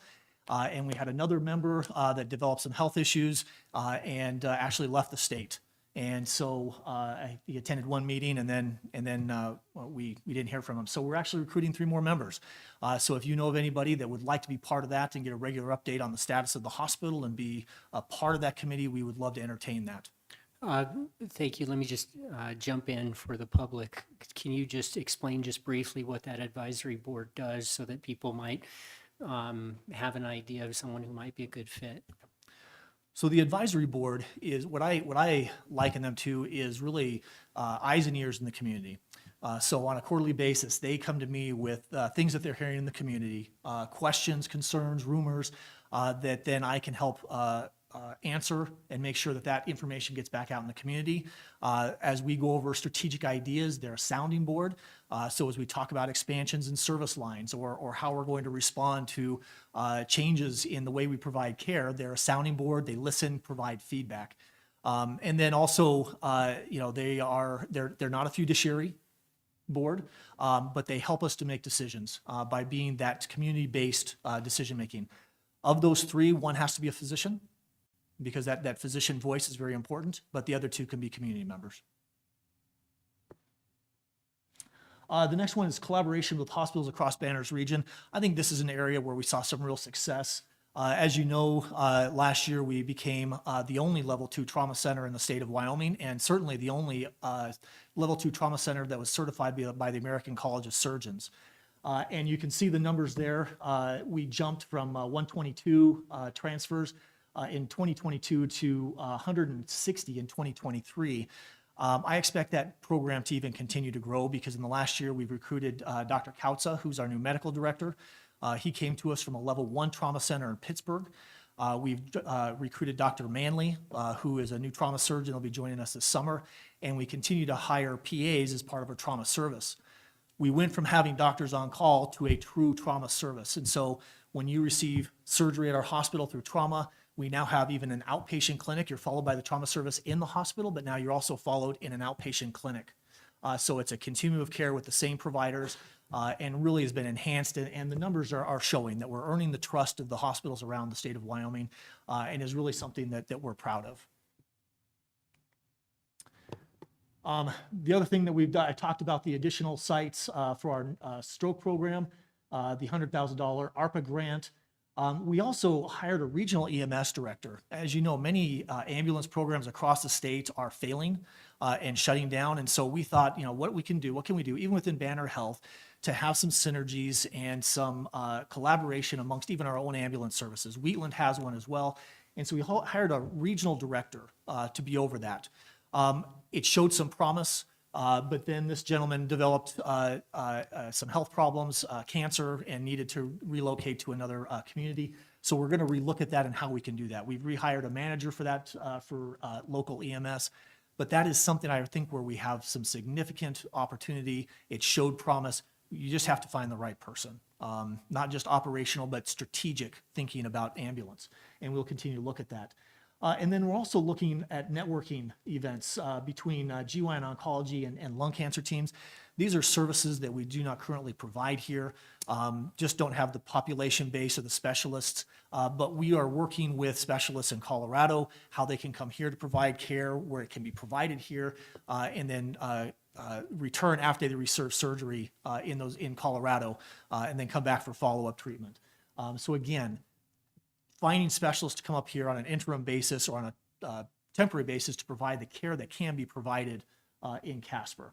And of course, Gold Plus recognition by the American Heart Association for our stroke program.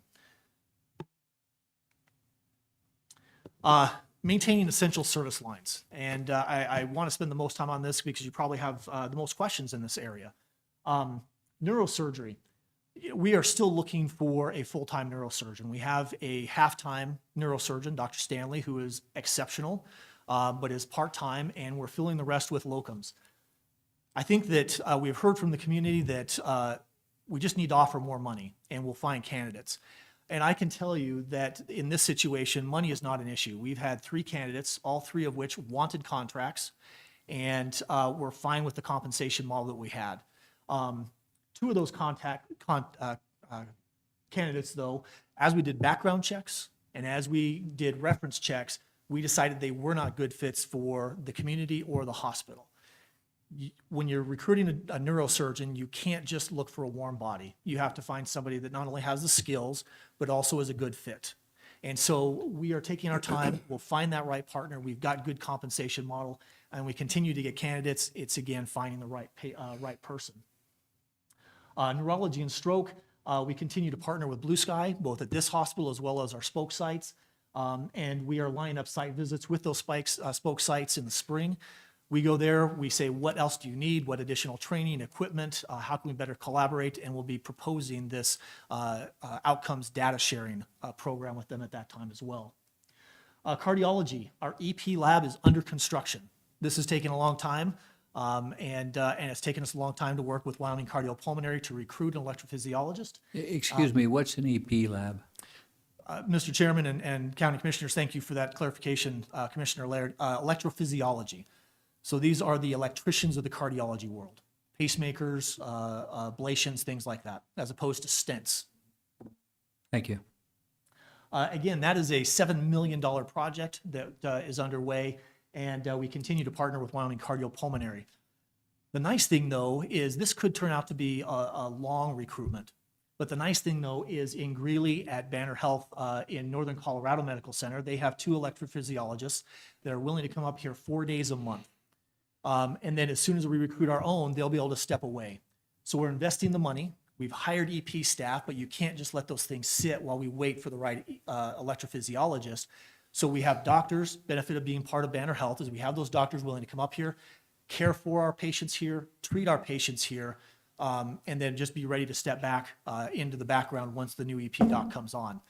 And then again, once we have an electrophysiologist, this community is only big enough for one, they have that connection. They have those peers down in Greeley that they can go to for questions, for support. It's a really good structure and one that we hope to have up and running by October of this year. Cardiothoracic surgery, this one, we've really built this program. We've recruited 2 physician assistants. We've recruited 2 perfusionists. So the non-physician team is complete. We no longer have temporary staff in those positions. They're complete, but we're still looking for the right CT surgeon, cardiothoracic, so open heart. I actually spoke with Dr. Monfrey today. We actually have 2 candidates that he's talking to, but what he told me is that I want to be thoughtful on this. I don't want to rush in and bring in the wrong partner because that impacts him. That impacts how he practices and the stress that he faces in his life. So he told me we want to take this slowly. We want to find the right person. And of course, we thoroughly support that because we know it's important to find the right fit. But we do have candidates, and again, it's finding that right fit. Vascular. This is an area where we no longer have locums. I think the last time I came, I was a long list of areas where we have locums.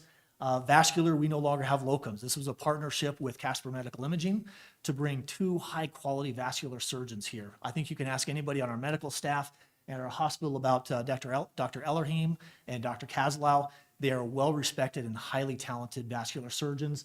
They're ramping up quickly and already doing about 30 cases per month. So exceptional and a big win for our community. Imaging, CMI has now been able to expand. They're now providing imaging for Wheatland as well as Warland. And so that's through the partnership with Banner Health that they as a business are growing, and that just helps support us as well as other hospitals within Wyoming. Orthopedics, we actually did a recruitment assistance for Casper Orthopedics, and together we recruited Dr. Tomov, who's an orthopedic spine specialist, and he will be here in October of this year. As you know, that's a big vacuum right now when the Dr. Yakel and his brother, Dr. Yakel, also left. So we're filling a void there. We've also now contracted with Dr. Smith, who has agreed to be the medical director for our total joint program. And that initiates our bid to get a Center of Excellence designation from the Joint Commission. So that's just not us saying, yes, we have a great total joint program. This is the Joint Commission. Excuse me, did Dr. Smith leave Casper Orthopedics? Is that the same Dr. Smith? So he is still with Casper Orthopedics, but he is nearing retirement. I see. Yeah, but he will still have medical staff privileges and actively be participating in the total joint program. Thank you. Women's services, we hired Dr. Greenbaum, who's an OB laborist, and with bringing him on, we no longer have locums in our OB program. So another thing we can check off that we don't have locums. Pediatrics, we hired Dr. Reibel and Dr. Chin. and Dr. Bakish. And so right now we have just one more vacancy for our pediatric hospitalist program. And again, then once we fill that position, we will no longer have locums in our pediatric hospitalist program. Dr. Bakish is an outpatient pediatric physician. So again, it was a much needed role in the community, and he is very active in the community, loves Casper, and is a just fantastic physician if you haven't had a chance to meet him yet. Primary care. We have need for more primary care. We hear it from our patients. We hear it from the community, and we are not going to shy away from that. In 2023, though, we have had success in recruiting more primary care, and we will continue to pursue that. We recruited these providers. Dr. Sasha Brodka is a physician that will be starting in October, and so we're really excited to see him. We currently have 3 vacancies to begin with. We can do more than that, but right now we have 3 openings that we'll be recruiting for. We have recently, again, listening to the feedback from the community, looking at how hard it is to find candidates, we've recently increased our recruitment salary compensation model. We are also offering a very healthy sign-on bonus as well as a relocation bonus. I'm sorry, sign-on bonus and student loan repayment bonus. Both of those are $100,000 each. So they are very healthy, and we should see a big increase in the number of primary care doctors that we see interested in Casper. General surgery and trauma, the first 2 there are recruitment assistants. We don't employ general surgery, but we certainly help those people in the community that do employ Wyoming surgery to bring those doctors here. So this is Wyoming Surgical Associates. 2 years ago, we brought Dr. Morrison here, and almost a year ago, we signed a contract to bring in Dr. Adams, who will be here this July. And so he is just finishing up his final year in fellowship and as a robotically trained general surgeon, and will be a great addition to our program. I already mentioned Dr. Kautza, Dr. Manley. Kristen Pilcher is another new hire this year. She is a trauma PA, and we're still recruiting. That's actually number 2 because we just interviewed and extended offer to another PA just last week. And her husband's actually from Casper, so a good fit. When we have that combination, there's longevity in your providers because they have a tie to Casper, and we really enjoy that and look for those opportunities. So just another question, so that I understand what's going on. Do all these doctors work for Banner? Mr. Chairman and Commissioner Laird, no, they do not. A lot of them do, but in examples like Dr. Morrison, Dr. Adams, and then the 2 vascular surgeons, those were collaborations, us providing recruitment assistance for those independents. And I've actually got a slide showing the amounts and type of recruitment assistance we provided outside of just Banner Health. So what percentage of the doctors that you're telling us are coming here actually work for Banner as opposed to being independent? I didn't calculate the percentage, but I would say about 60% employed, 40% recruitment assistance. Thank you. And of course, nephrology, we recruited Dr. Fardelay, and once he comes on this summer, we will no longer have locums within nephrology. One thing I want to bring to your attention is within nephrology, there's one area that we have pulled back from, and that's providing dialysis support and nephrology support to the Wind River Dialysis Center. And there was 2 reasons for that. One was we had absolutely no communication with that center. Multiple emails, multiple phone calls, visits, and we could never get them to talk to us. That's a problem when you're providing a service. Also, as Banner Health took over that contract, as we read the contract, it turned out that we were subject to tribal law, not federal law, while we were providing care. That is a significant amount of risk, and so we backed out of that. However, they are fully covered. We didn't leave them with absolutely nothing. They do have a nephrologist that's providing that care, and they're being well taken care of. But just for 2 very good reasons, we didn't feel it was possible to safely provide care to that one area. We continue to provide care in every other area. The other success in nephrology is in 2022, we lost between 3 and 4 patients a month because we didn't have capacity for inpatient dialysis. We had it. We just had so many patients on it that we didn't have capacity. So in 2023, we increased the capacity, and we didn't lose a single patient because of lack of capacity for inpatient dialysis. So again, added to our average daily census, added to our ability to say yes to transfers and to care for patients here in Wyoming, as opposed to transferring out. Intensive care unit. we've always said when we come here to report that this is probably the most important thing for us in making sure that we calm that down, bring in good providers, and reestablish the trust with the state of Wyoming and with the residents of Casper. So in 2023, we hired Dr. Devin Cathari, who is the medical director. And then with that medical director, we've been able to hire Dr. Figueroa, who came on originally just as per diem, but likes it so much here, he's now asked to come on full-time. And so that's a big win for us. And then Dr. Malone as another intensivist. The great thing is both Dr. Figueroa and Dr. Malone are pulmonary critical care trained doctors, so double board in those two areas. So we'll be able to actually not only help our ICU, but also help with interventional pulmonology, doing bronchs and ebuses and things like that that help us better care for patients here. Just a clarification back to nephrology, that's the treatment of kidneys. So you said that the Native Americans are covered. How are they covered if you guys backed out of the contract or whatever you did? Mr. Chairman and Commissioner Laird, they are currently partnering with Dr. Sawyers, who is in Gillette. I see. Is he a nephrologist? He is, yes. Yeah. Thank you. The next one on the list, rheumatology and endocrinology. This one is a tough one for us because number one, it's not spelled out in the contract that it's a service that we have to provide, but it is important to the town of Casper. As we've looked into this and tried to recruit, it is something that is a monumental task. They don't have enough rheumatologists in Phoenix. They struggle to hire rheumatologists in Denver in these large metropolitan areas. And even before we had a rheumatologist that we employed by Banner Medical Group, they had recruited for 10 years trying to find that right partner. And so it was a short period really where we were able to have a rheumatologist. Despite that, we're not backing away from it. One of the advantages of having Dr. Cobb here is he has a lot of connections and has worked with National Jewish, which has a nationally recognized rheumatology rheumatology and endocrinology programs, and talking to them about their interest in coming up here, providing services here in Casper. So while we're not backing away from it, we're looking at other options to do that might be more sustainable and might be more successful to get care here in Wyoming. On that, does Banner in other communities have existing relationships with National Jewish where they come to your other hospitals and do either these types of programs or other types of programs? Is that relationship already established and in place? Yes, Mr. Chairman. So National Jewish knows Casper. They do lung cancer screening with some of the mining operations up here. They have been involved in this not very successful experiment here, but in other places with Banner's EICU program. They've actually gone down and trained some of the Banner intensivists in Phoenix.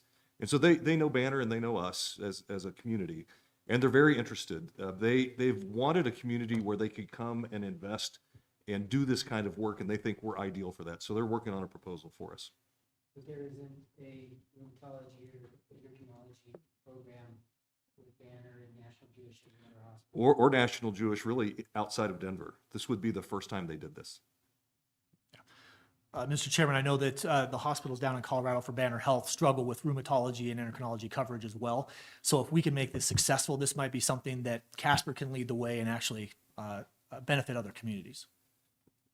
Mr. Chairman, I would just add, we think this is our best chance for a long-term solution, not, we pay somebody a bunch of money to come here, they have no connection to Casper, and then they're gone in a year or two. I think this could be sustainable for the long haul. And then the last one on the slide is pulmonology. Right now, we currently have locums covering our outpatient pulmonology clinic. But like I said, we've recruited 2 intensivists that are also pulmonologists that will be able to provide some services. And then we're recruiting for 2 vacancies. Today, we were told that we have 2 candidates that are 80% there. They are fantastic physicians. They've been here for a site visit. They will be fantastic fits for the city of Casper and for the state of Wyoming.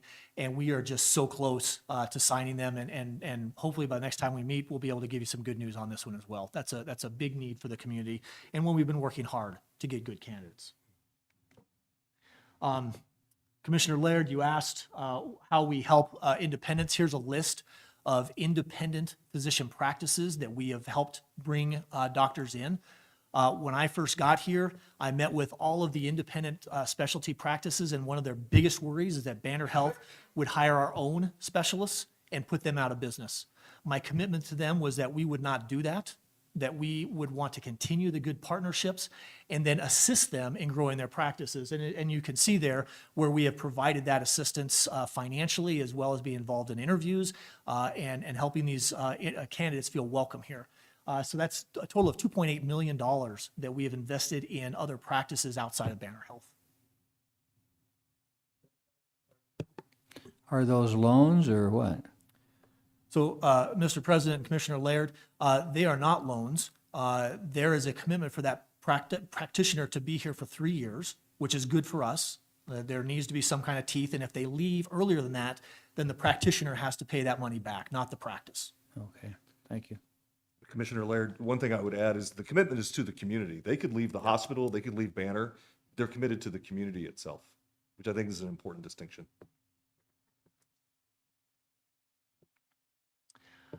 There's just also some other things that don't come up in this contract that I just really think you should know. In 2023, we had an amazing year when it came to not just recruiting doctors, but also recruiting nurses and technical staff. That's a bit busy, but I really want to point out, I'll see if this works. I don't want to point it in that direction, I'm sorry. The bottom box, if you look at the 2023 bedside RN turnover as 14.66%, that is really low. That is best of class. We've done a really nice job of being able to not only recruit nurses, but able to retain them. If you look on the other side, we hired 97 new nurses last year. That's a lot. And which really allowed us to reduce the number of traveling nurses. Again, previous meetings, we've met with you and said we have too many travelers. We're working on that. We reduced that from 93 to 25 travelers, which is a huge reduction. And then we also started a nurse extern program with Casper College. This is giving first year, at the end of their first year, nursing students can actually come and work at the hospital, get paid to do it while they finish up their second year. So it gives us an opportunity to get to know them, to give them skills, and to let them know the Banner Wyoming Medical Center culture before we then turn around and offer them a job. But that's been a huge win for us as well as Casper College. How many nurses quit since you took over? Mr. President and Commissioner Laird, I've not calculated that number from like October of 2020. I've not calculated that number. But one thing to keep in mind, though, that an important part of that is 2020 through 2021, late of 2022, we were dealing with COVID. There were a lot of nurses that left for traveling opportunities and just got burned out. So it'd be an interesting thing to look at, but I'm not sure how informative that would be. Mr. Now- Chairman, Commissioner Neal. sorry, since we're just jumping in and Yeah. interrupting you. Can you go back one? You have the RN turnover at 14.66. In your industry for RNs in this area, what is the normal, what's the average? Mr. President and Commissioner Milne, that a lot of companies target for 20%, 18% or lower. You want to be below that number. So we're pretty good. I actually went back and I looked at a couple of board reports from Wyoming Medical Center pre-Banner. And in 2018, which was their last full year, they were at 16%. And so we've done actually better than that. Thank you. I'll add that none of the hospitals that I supported in Denver have a number that low, if that's helpful. Thank you.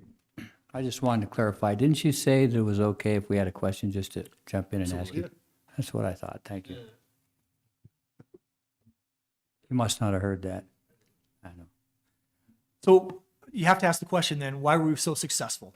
And why are we doing such a good job at recruiting? And this is a big part of it right here. If you look at the graph on the left-hand side, the top number there is our salaries, average pay for bedside RN, and then average pay for new nurses. So $41.36 an hour is the average pay for a nurse. And then for a new grad is excluding new nurses, is $42.78. So again, this is average. There's a whole range depending on their specialty, how many years of experience, whether they have an associate's degree or not. But then you compare that across states. We're going to forget about California because they have rates that are out of this world, as well as cost of living, that you can't really compare it to that.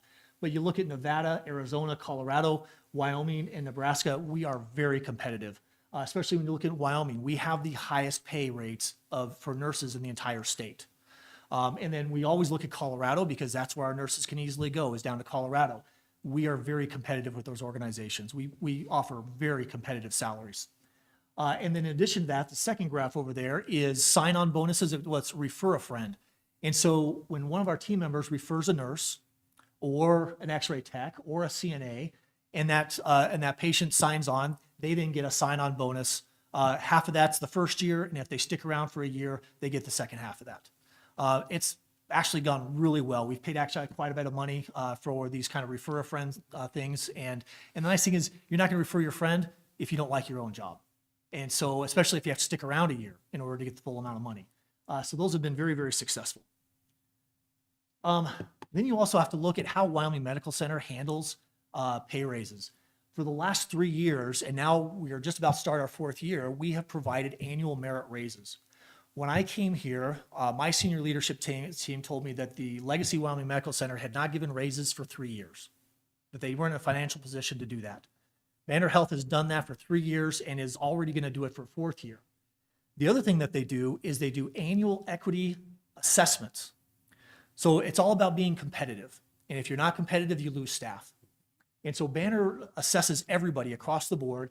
And this last year, mid-year, they did equity adjustments for 502 members of our team, and we have 900 employees. So that's over half our employees got raises just because we want to remain competitive. For an additional $1.16 million impact to our team members. And I've worked for for-profit systems in the past, and you wait till you see your turnover numbers start to go up before you start looking at salaries. That is not the way Banner Health operates, and since I've been with them for the last 10 years, they have operated this way and treat their employees very well. Then, of course, we offer opportunities for education and advancing careers. Banner Rising is the system-wide promotion educational experience. So this group of people here are leaders within Banner Health that are seen as our future leaders. If you look at the top right-hand, third one from the left, that's Ms. Carrie Hacking, who is the director of our trauma program. And if you look at how much our trauma program has grown in the last 2 years, there's a reason she's up there. And she's the type of person we're going to promote. The year before that, it was Susan Chambers, who was our director of nursing. They're going down to Phoenix. They're interacting with other leaders within the system to get education. They then bring that to Casper and help our own leadership team and advance their own careers as well. We continue to collaborate with our local schools on this. This was a cherished tradition that I was told should not go away when I got here. We continue to do this. As was stated previously, we've got 3 more ambulances coming this year, and so we're going to continue to engage with the schools to do this. You'll notice the bottom right-hand corner, that's that young man's drawing that then translated into this. We go there, we provide snacks, and then they do a big school celebration, and it was a great experience for him in that school. We also had this year, we had a successful bariatric center of excellence survey. That's the joint commission that comes in and makes sure we're dotting our I's and crossing our T's. We did our 1,000th bariatric patient, and Dr. Helling is the medical director and, of course, the surgeon for this. When you get this kind of surgery, it's important you look for a doctor that's done it a lot. And Dr. Helling has an amazing reputation. He's got an amazing skill set, and this is celebration of him and the support that we provide him to do this program. Right now, we're working on a testimonial video as well that will be shown in the movie theaters and on social media and on TV. So we're looking forward to that coming out. All of Us program, this is kind of new for Wyoming, is we are the first organization within the state of Wyoming that's participating with the National Institute of Health to accelerate medical research. If you voluntarily choose to participate in this, and I was the first person to sign up, so I can speak about this, the data you provide goes to a database that allows researchers to get database and information to expedite research. When you look at where people come from across the United States that participate in research, there's a big blank spot over Wyoming. We are underrepresented in research that impacts our community. And so by participating in this, we have the opportunity to do that. And so if you're interested, let me know. But this is something that we run through the Wyoming Medical Center in collaboration with the National Institute of Health. It's going to lead to great things, and we get to be a part of it. I'm not going to go through this whole thing, but you need to know that I don't just run the operation of the hospital. We try to be involved in the community, and these are some of the organizations that we're heavily involved in. I want to really talk about, though, and highlight co-chair of Next Gen Workforce Development. This is an initiative by Governor Gordon, and I have been asked to be the co-chair of that for Natrona County. We're focusing on getting more youth involved in healthcare careers. So we're targeting high school, but we're also targeting adult learners and non-traditional learners they're looking for a second career. How do we get them to Casper College? How do we get them into nursing programs, tech programs, so that then they can get jobs at our hospital, at our nursing homes, at WBI, at CWCC. And so this is something that I've been leading since last year with Anna Kinder at the Department of Health. Just some good collaboration there. And of course, I've been asked to speak at Governor's Business Forum as well as the Rural Healthcare Symposium this last year as well. Yep. And this last slide is, as is the trust, we are heavily involved in supporting nonprofit organizations within our community. We currently support 35 local organizations. That's just a few of them. And so, just want to make sure that you knew that we were financially and actively supporting organizations outside of just Wyoming Medical Center. Okay, and I think that is all I had prepared. Hopefully it answered some of your questions, but if you have others, please, would welcome any questions from. Mr. Chairman, I have a question. Mr. Porter, thank you very much. We're about out of time. We're actually out of time for today.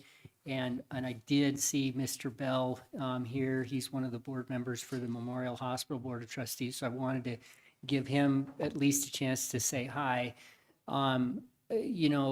This last slide does indicate very clearly the continuing effort of Banner that, Wyoming Medical Center had a long history of contributing very substantially to our community and our nonprofits and other organizations. So thank you for that very much. You've again provided us, like you did at the last meeting, with tangible, concrete points of progress. We're all saddened to hear things in the news that relate to, care at the hospital. And I think that you can never, running a business, you can never be just okay with that kind of stuff happening. And I know you're not. It's not always going to be good news. It's not always going to be easy. Thanks for being a partner with the county. We appreciate the continued effort and your work with the collective. I think together you guys can be a great team. And in fact, one thing I was thinking, for your vacant spots on your advisory committee, seeing if one of the board members or of the collective or someone that they think could be on that advisory board might be something to consider. I know there's already communication between the two, the collective and Banner, but I think maybe a person on that advisory committee could also be helpful. So you guys might think about that. I don't know if it's a good fit or not. It just strikes me as a possibility. Yeah, thanks. Lots to discuss. I think it was kind of like a fire hose today with the information that the two groups provided, but it's good. It's good for the community. It's good for the commission. So thank you very much. Appreciate your time. Jim, Mr. Bell, did you have anything you wanted to report at this point? Okay. I think then we will go to our next item, which is the Natrona Meals on Wheels group. Bob Thunsell, Jamie Laval, Central Wyoming Senior Services, Bob Carpenter, Amy Fleming, Wyoming Senior Citizens, Herb Wilcox, Pat Sweeney, for this resolution of support for the proposed formation of the Natrona County Senior Service District. Welcome. Mr. Chairman. Mr. Miller. Mr. Chairman, real quick, I need to step out. Mr. Chairman. And before we start, if I could ask next time that they come in here, could we put more time on the clock? Because I had plenty of questions that I wanted to ask today, and obviously they used up all the time, and now we won't have an opportunity to ask those questions until they come back again. But to me, there's a lot of unanswered questions or important questions that came up, i.e. all the vacancies and the amount of time that they're taking and filling them, and where our people are going to go to get matters taken care of. We're shipping our people out of this community to go to other places. So I would just ask that we have more time so that we can actually ask questions next time. Commissioner Friel and Commissioner Laird, I apologize to both of you. I think we probably had questions about what they reported today, and what maybe wasn't even discussed today. And so what I'm going to have Michelle do tomorrow is reach out to Ms. Worthen and reach out to Mr. Porter and see if they will join us at our next meeting for another half hour. We have such a busy schedule today that I really didn't feel like we could push it past the 5 minutes it went. And if you guys think we need an hour, we can do that too. I know next meeting is already pretty busy, but I'd like to get them back here. And maybe it doesn't need to be the entire group, all their board members. But I think responding to some of our questions would be a good idea. If I could just add to that, my main questions were directly to Mr. Porter and his presentation today. And I would ask that if we do, I'm not here at the next meeting, so Oh, I forgot I would that. like to do it the meeting after that if we could, because and I would like to look at that presentation if we still have it, because I have a list of questions that I want to ask him that I think are important questions that this community needs to know. Good, and I'm sorry, I did forget, you mentioned that you're gonna be on the 7th. So, do you wanna invite them back in for a half hour, 45 minutes, or an hour? When do you thinking of doing It'd that? be the second meeting in May. So May 21st? The second meeting in May, I can May make that one. I 21. can't make the first May 7th meeting. May 21. Yeah, but I also have a lot of questions that I think are very pertinent, and I think he got let off the hook today. I would ask that we can do at least 45 minutes to an hour. Okay, Michelle, let's try to fit 45 minutes or an hour, So what, 45 to 60 minutes. do you want to just do an hour? Okay. And you just wanted Beth Worthington and Lance Porter? I think that a member of the collective should be available to listen in and respond to some of the questions, or at least hear the questions, but definitely Mr. Porter and Dr. Cobb if he's available. Sorry, I didn't get that mentioned or get your concern before they walked out the door. No, but- that's okay. I was just hoping we'd have a little bit of time, and then actually we probably need an hour because as we got through the presentation, the more questions I had. So I'm glad it went this way, and we can deal with it in a month. Okay, very good. We are going to now move forward with our 4 o'clock appointment, even though it's maybe a few minutes after, with the aforementioned individuals regarding the proposed resolution on the senior citizens district that we're going to be considering tonight. Gentlemen, ladies and gentlemen, thank you for attending. Go ahead. Okay. Hi. I'm Bob Carpenter. Whoops. Now, I'm a board member at the Central Wyoming Senior Services. Normally we're called, can you hear us okay? Okay. How's that? Okay, thank you. Again, I'm Bob Carpenter, and I'm a board member at the Central Wyoming Senior Services. Normally, you'd probably call us the Senior Center. Our purpose today is to request a ballot proposition to create a senior citizen service district within Natrona County. Currently, there's 21% in Natrona County are seniors 60 or over. That's about 17,000 people that can avail themselves of our services. It's projected that between now and 2050, 47% of Natrona County will be 65 or older. So the need is coming. There is a gray wave coming. It's critical at this time that a mill levy be established to continue to provide services to seniors in the future. Increased expenses and decreased opportunities for funding are creating a crucial need for additional funding. The current programs and services are not sustainable with the existing funding opportunities. Our ask today is not for you to levy a tax, but our ask today is for you to allow us to put this on the ballot, the senior service district as well as the mill levy. Just to put it on the ballot is our ask today from you. This is Bob Thunsell. He's a board member with Meals on Wheels, and he has a few comments. Yeah, thank you, Bob. And yes, I've been on Meals on Wheels board for almost 30 years and have certainly seen changes in that time. I'm here to just talk about the elephant in the room.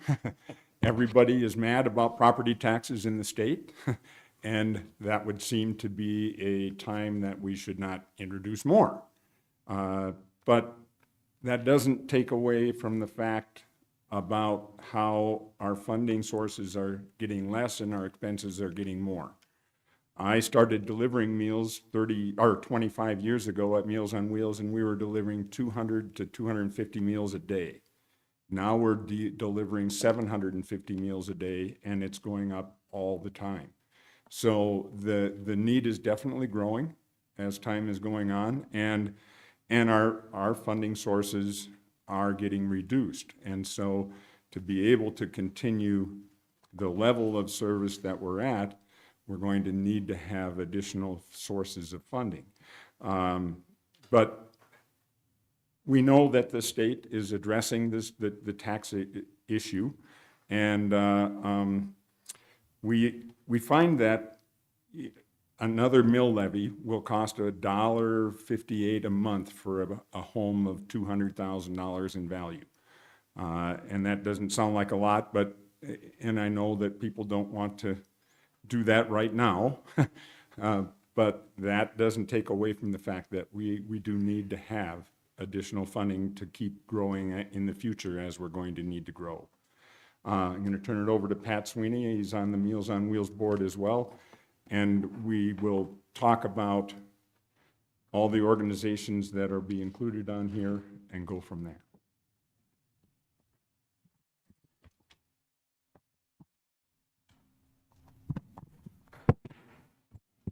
My name's Pat Sweeney, and thanks for having us today.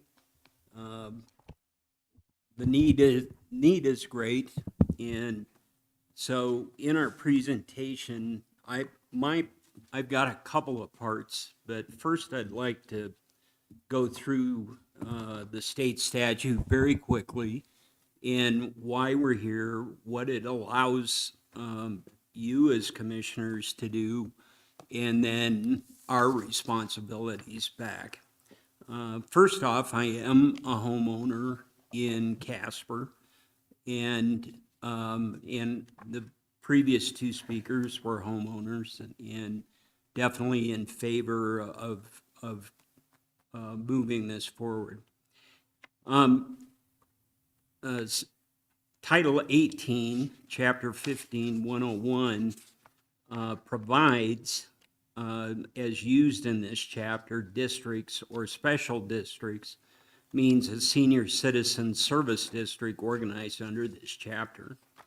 So the formation allows the county commissioners by resolution to allow this to go on the primary ballot.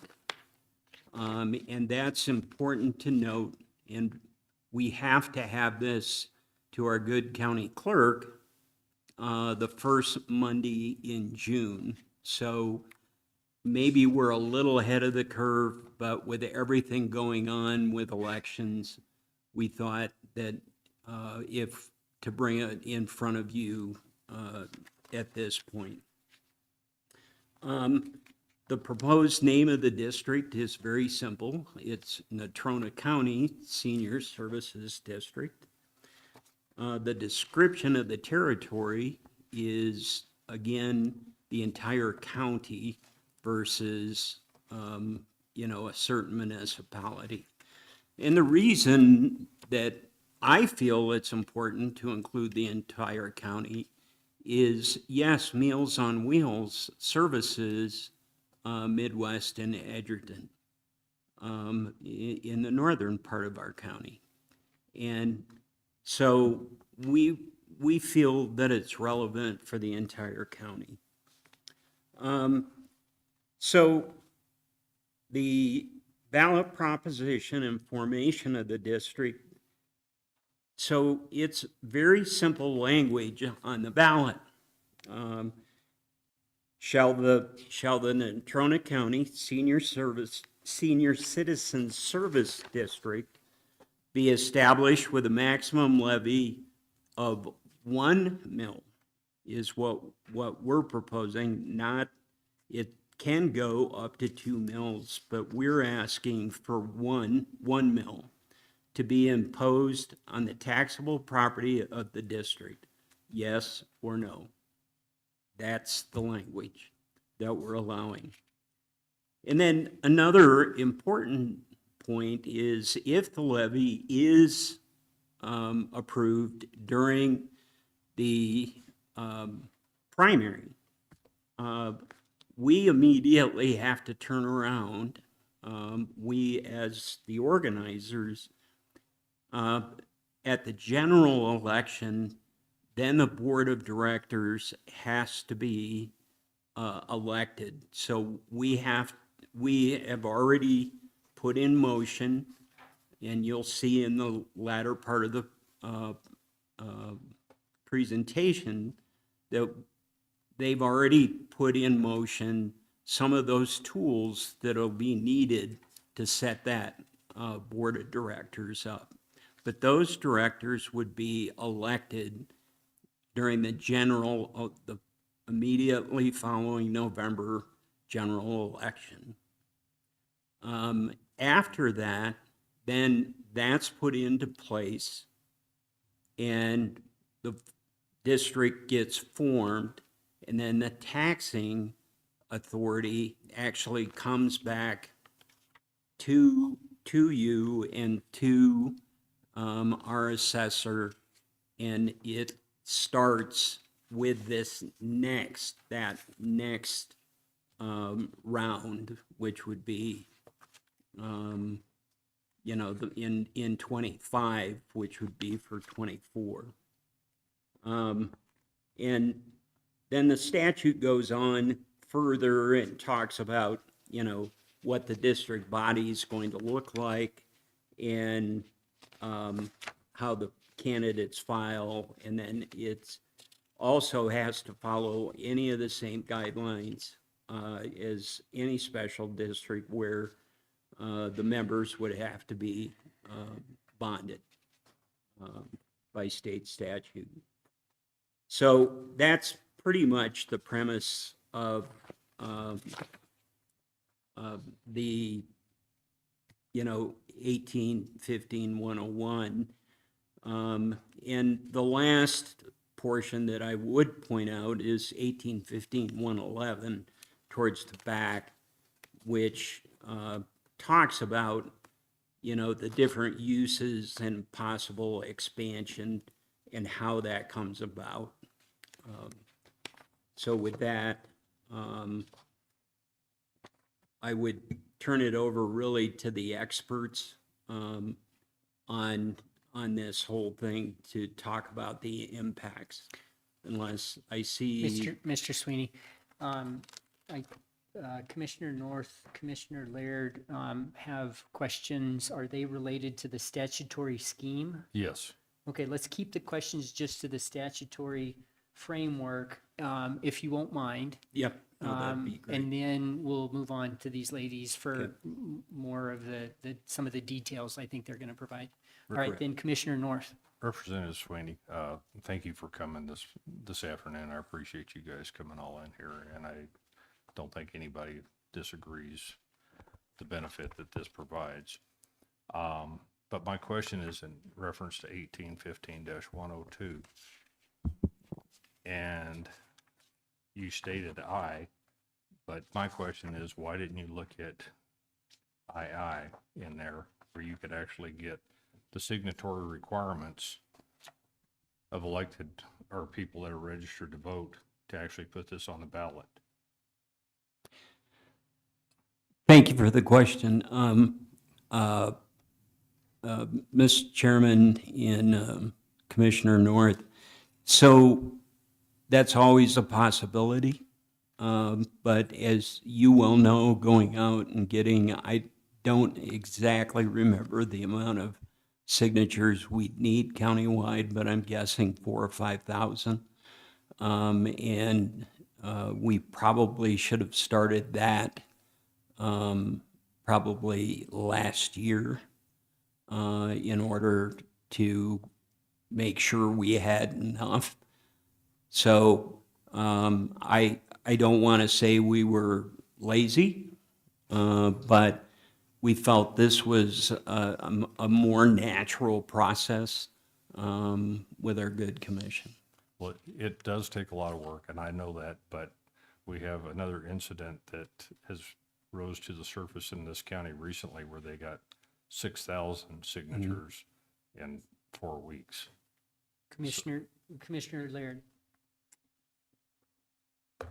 I think this is something that probably needs to be done, and there's only one reason I use the word properly. I don't know what your budget is.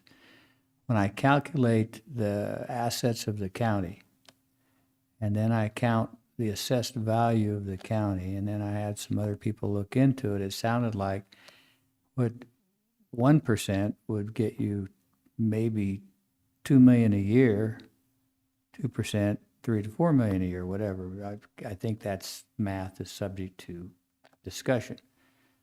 So then I also think under the statute, how do you prove this to the residents that they should do this? Now, you and I and everybody presenting are senior citizens, so I'm for things to help senior citizens, because if everybody lives long enough, they'll be a senior citizen. So I think what you're doing is really a good idea. Now, one of the things that I get and all these guys get is raising taxes. So I would think that for me to be an ambassador to say people should vote for this under the statute, I would want to be able to say how much you spend per year now. And one of the things that this gentleman, I think you called me, we had a conversation that really struck me was at one time, there was 350 meals being delivered, and I, for a long time, gave money to Meals on Wheels, and I know Terry Wingert has been a real big Meals on Wheels guy, and then now there's 750 meals. All right, if I can for just a minute. I'm about done. Well, Give me just a second. we're gonna move on to these ladies. Okay, I want to just finish my sentence first, Mr. Chairman. I'll get it finished real quickly. It seems like a long sentence. So I know it is kind of. So what I would like to see is your budget, so I know how much money you need and how much you will get from this mill levy. So I can make a comparison. I think that's just something that I, as a commissioner, would like to see, because this goes on the ballot. Who knows what the people will say if they don't have all the information. All right, come back to that later, because it's important that you present your case and have a chance to present your case, which will probably get into this non-statutory framework question that I was trying to keep us kind of confined to at this point. Go ahead and proceed with your presentation as you deem fit. No, and we will get to that, and we will show the case based on Department of Revenue numbers, that it's a little over 1.7 million, and that would be collected on one mill, but that's later in the presentation. Now I'll turn it over to Amy with the Senior Center, and they have come prepared with their budgets that they have, so.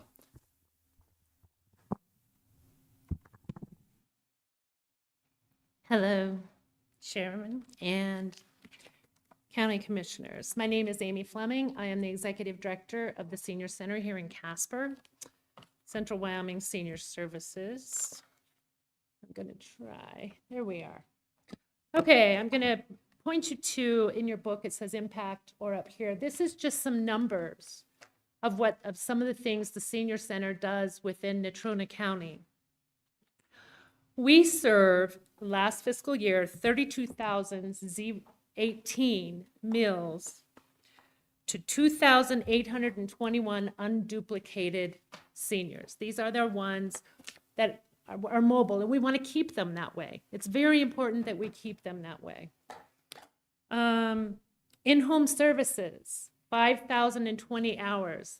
Those are the programs like WISE and NFC where we go into people's homes and help them. These are the people that can fall through the cracks because they don't qualify for home health. Many, many of them.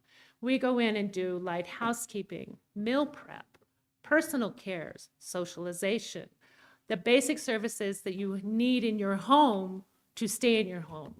The pieces that start falling apart that put you in premature institutionalization. There's many things on this document that show our impact in the community. I ask you to turn the page.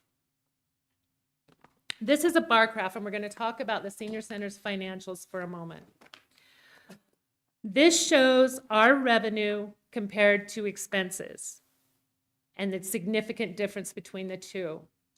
The yellow bars show you the reserves that have had to be used for the past 5 years just to pay the bills, to make ends meet. And now the reserves are very nearly gone. We have maybe a year of reserves left, and that's it. There has been a significant, as we all know, we all feel it in our homes, significant increase in expenses but funding is going down. Yes, we get state and federal grants. And if you look at the bar below that shows our financial breakdown, state and federal grants cover roughly 43% of our expenses. People have the misconception that they cover 80 to 90%. Now it's about 43%. Our budget is nearly 1.3 million. So you understand that only covering 43% leaves a significant amount that has to be made up. And it's only going to be made up with donations, fundraising, and municipalities and local cash. That's a tough number to try to get to. And if you turn the page, there's a little bar graph that goes along that shows the trend of income and expenses. What this means, if we are not able to find the significant funding that we need, and I have my budget with you, you can see the deficit, and we're only halfway through the fiscal year. So it's going to be worse than I even anticipated.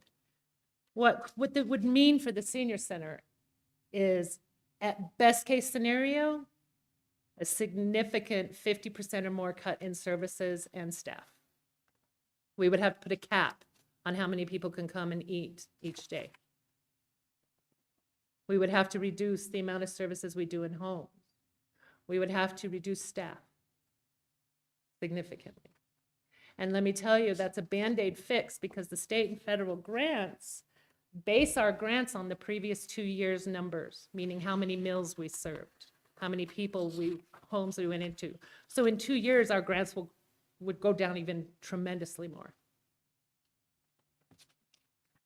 And now I'm going to hand it over to Jamie with Meals on Wheels.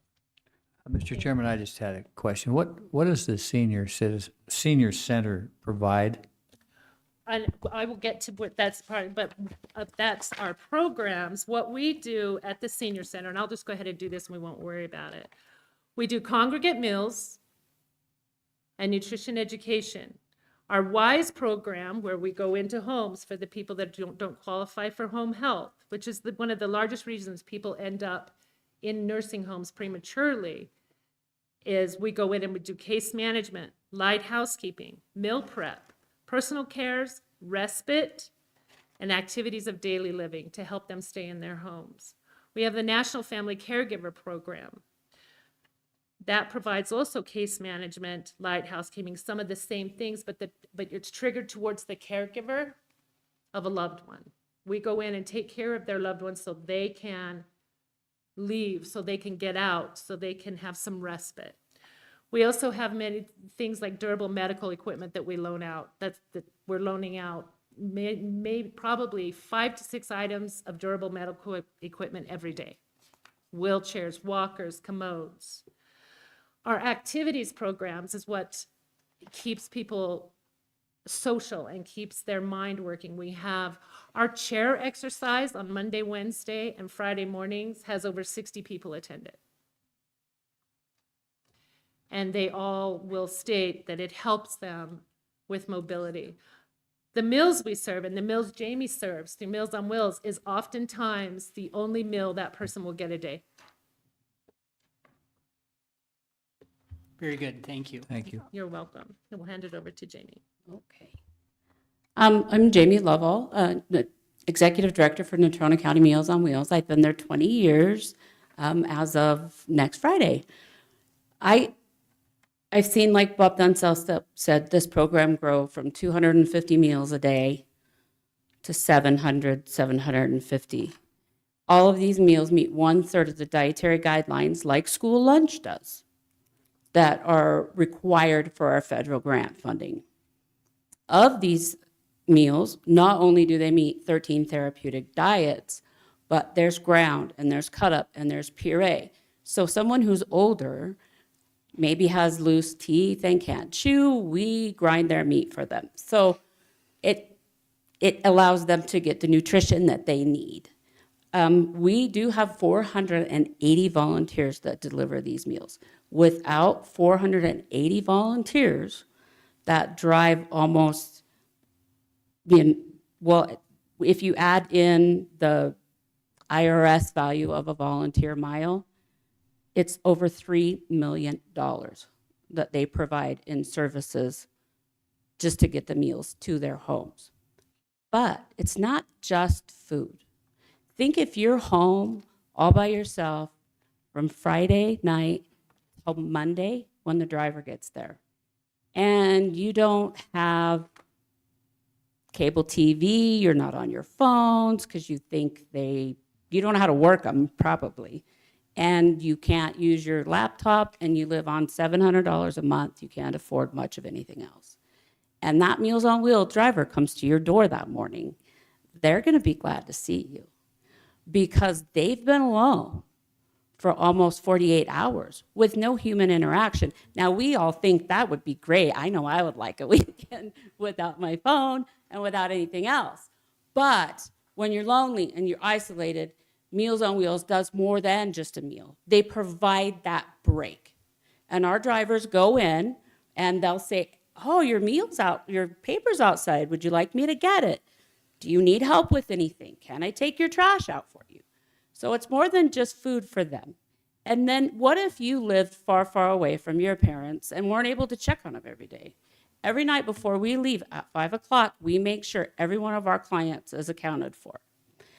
And unfortunately, that's not always a positive thing. We have often found our people passed away in their homes that were all by themselves. And what would have happened if our drivers weren't there to check on them? Who knows how long they would stay. So those are the services that we provide. As Amy said, federal and state funding, I mean, you can read the graphs, but if you go over to the next page where you can see where our income comes from, we do Medicaid waiver meals, which are reimbursed at $10.25 per meal through the Medicaid waiver program.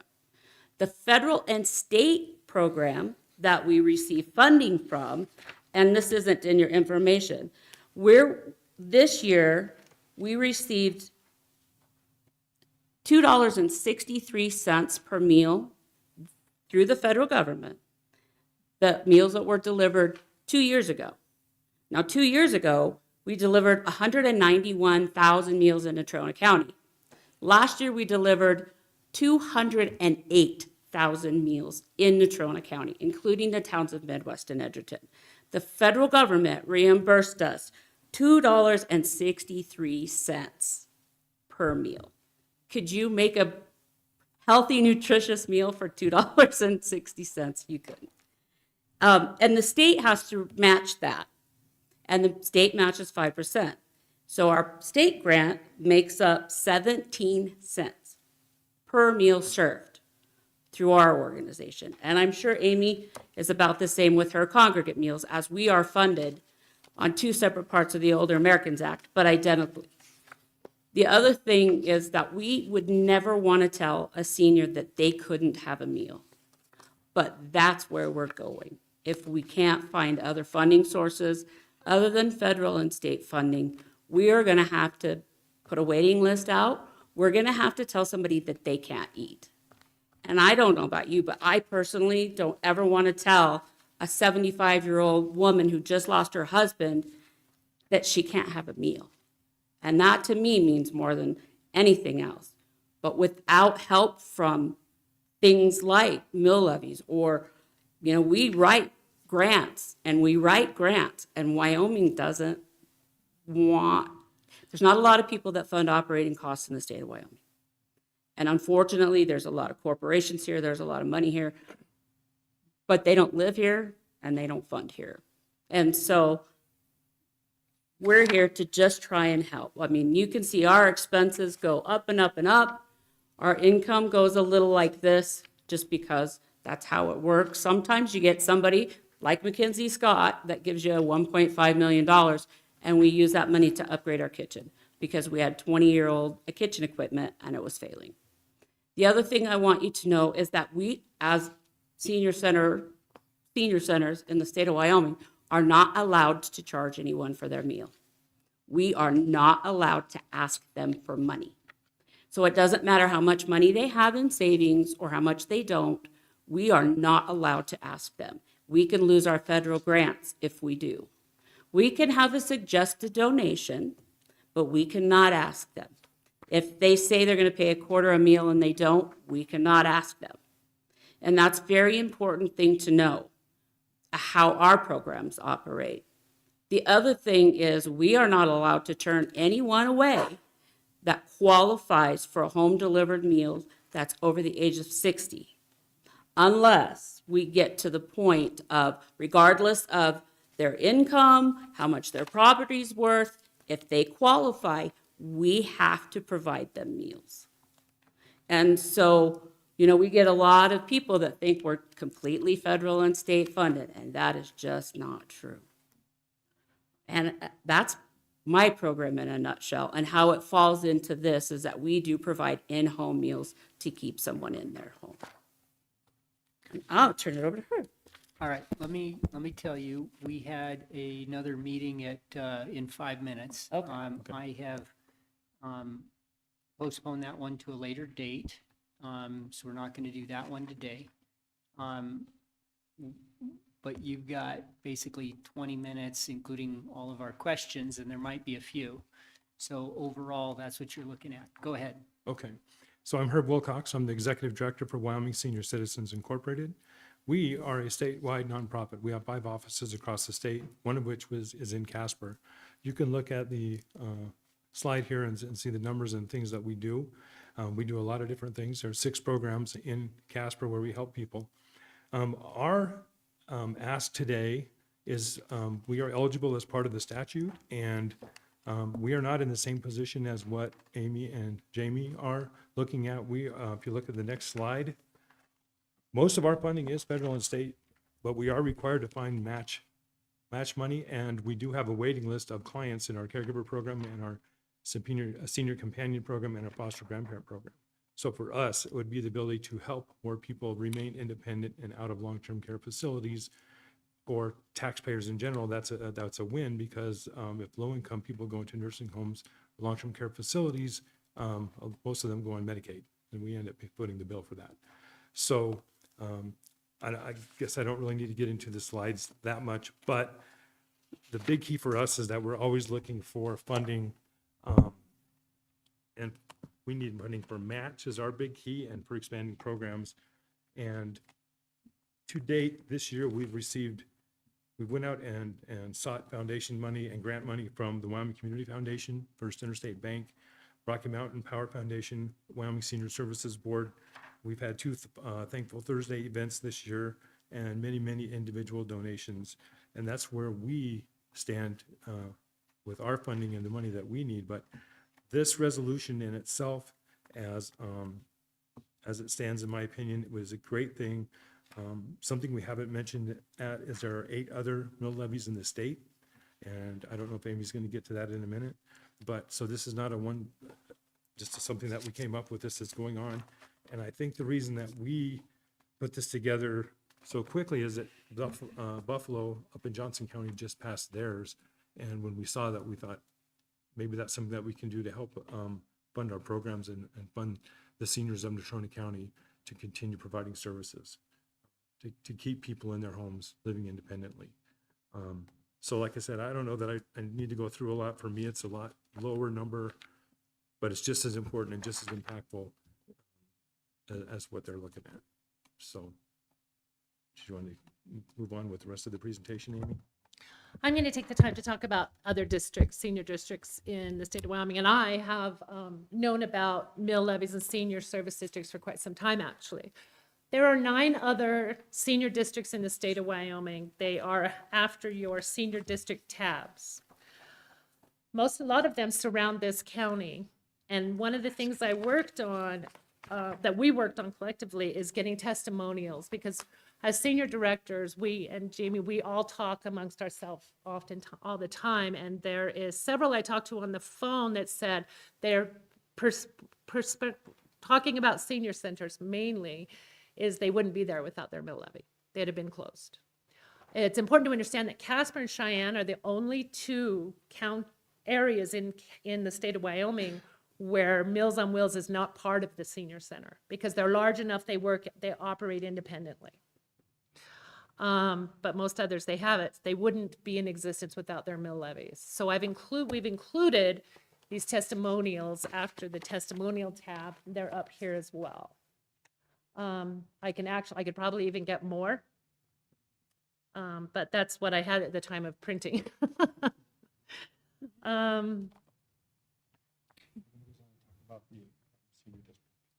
The senior district, the numbers, did you want to talk about that, or do you want me to? What that would cost a taxpayer for a $200,000 house is roughly $1.58 a month, or $19 a year. I'm going to let Pat.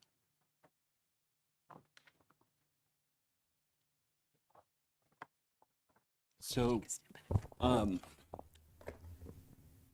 as Amy said, so Tammy Salisbury, our county assessor, and myself, called Ken Guile, who's the administrator of the property tax division. That's where these numbers come from. And so he, as you can see, sent me this email. We talked about a couple of other things also, but based on, I thought the best representation, one page back from this page is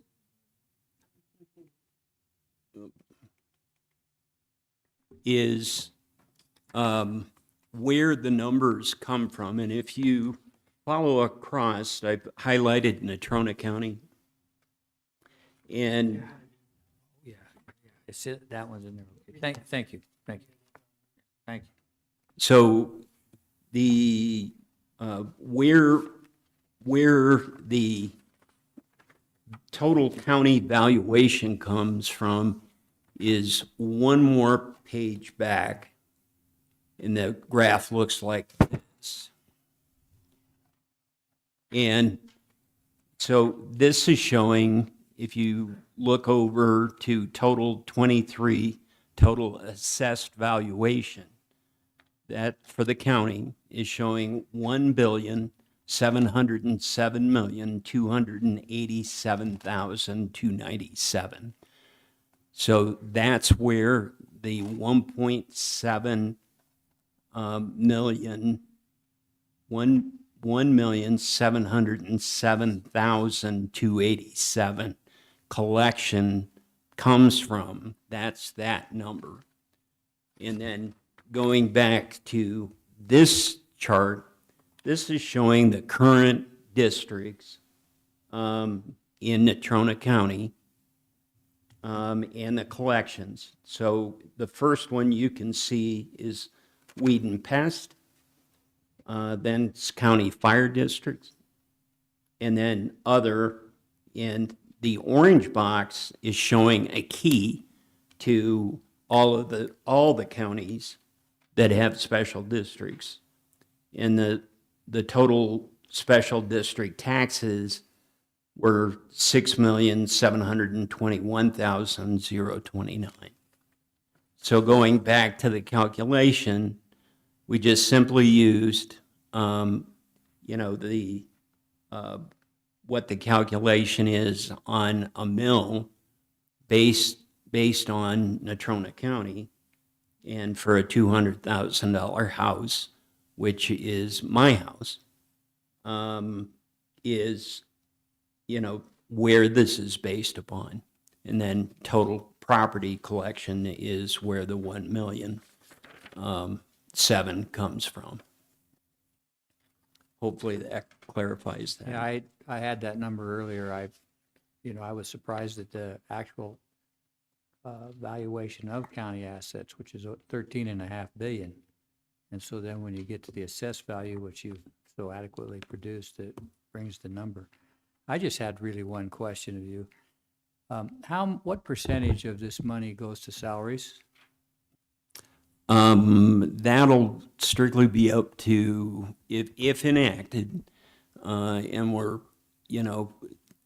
I really don't have a good answer for that, because they will apply, any of these entities would apply to the board and apply for grants. And from talking to different individuals, what my knowledge is, the senior center would probably apply for about 275 to 300,000. Meals on Wheels will probably be similar. And Herb is thinking somewhere between 50 and 150, depending on where he's at that point in time. So what they do with that directly, I believe is up to them. So. All right, let's keep going. We'll get to more questions in a few minutes, but I think I'm not sure how close So you're being done. we're actually,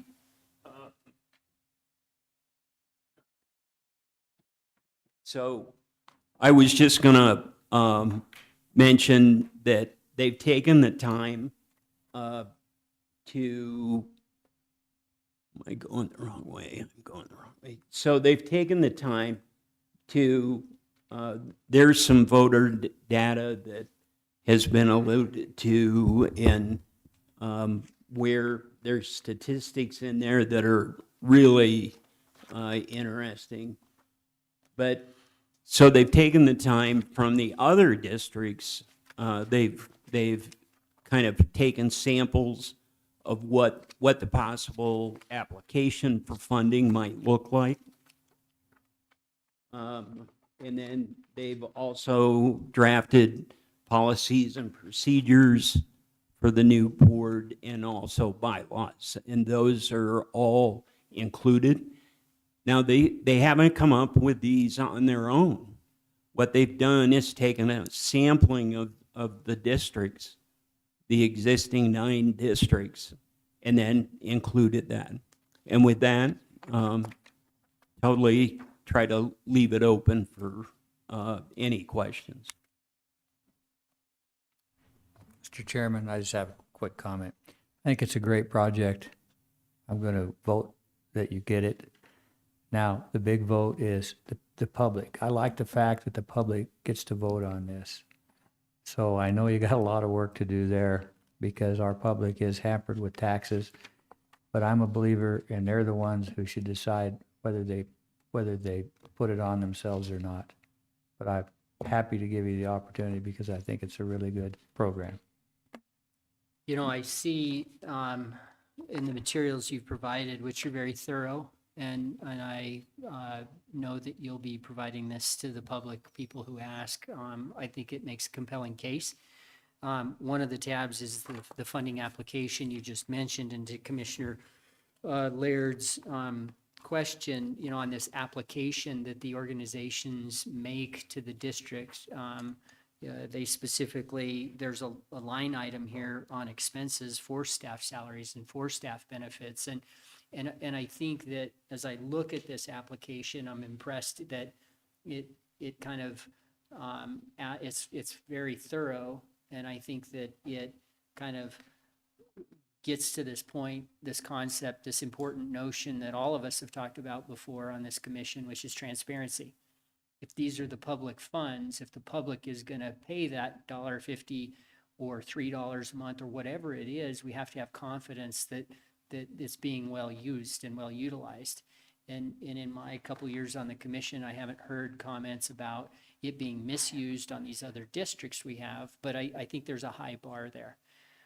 So I appreciate seeing this, this application. Are there questions or comments on any of the presentation from the commissioners?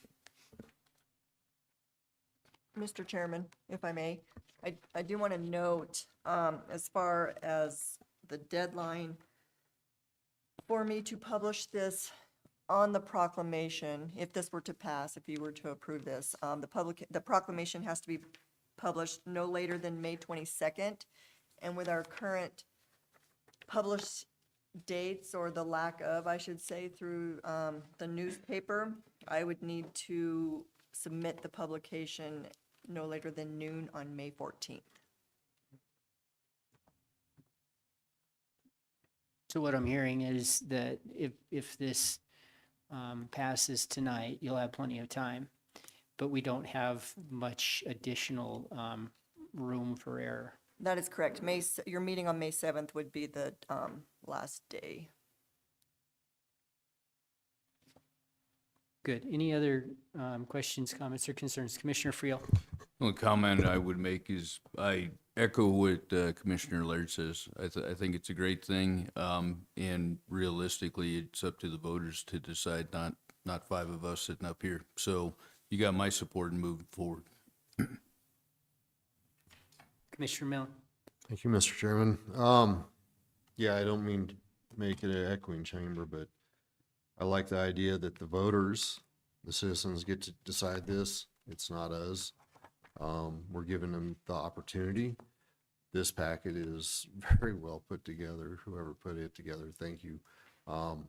It pretty much answers everything. And yeah, be supporting it tonight as well. We appreciate it. We're the main formulator is Linda Blackstone, that's on Amy's board, and she could not be here tonight, but definitely this whole team, not me, put Well, of all course of not this you, stuff. but- Of course not me. So But if you would send the compliments back to her. no, greatly appreciate it. We appreciate your support and interest. And I know that you've been made aware by our assistant, Michelle, that tonight we'll want an overview from you guys at the beginning of the public comment period. And I know we haven't indicated that we're going to give you a whole lot of time. I'm hopeful that people will have tuned into this a little bit. And so I don't expect anywhere near the level of detail that you went into today, but a snapshot, kind of your critical points, and then we'll just hear from the public. So thanks for being willing to be here tonight as well. No, thank you so much. And Amy is all queued up. So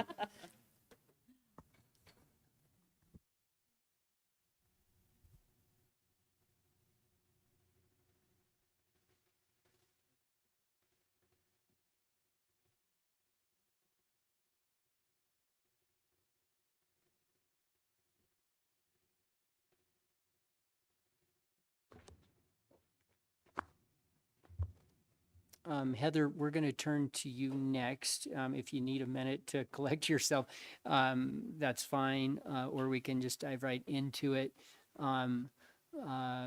We were going to have an HR visit, and we don't have quite all of the stuff put together for that. And then with the timing situation, it didn't look like the minutes we were going to have would do it justice. So we're going to come back to that HR matter on the 7th at our May meeting. Go ahead and get started. I don't have a whole lot. I guess first, are there any questions about any of the agenda items on the consent agenda for this evening that anybody might have had?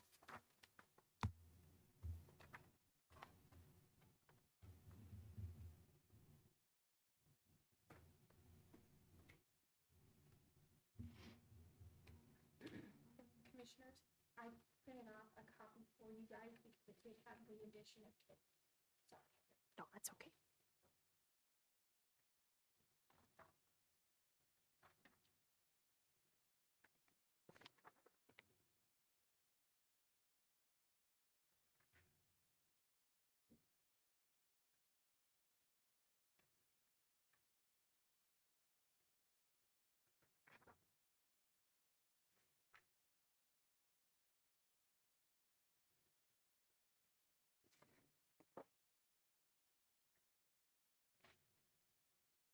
Mr. Chairman, I believe, and this is just kind of looking at doesn't affect it.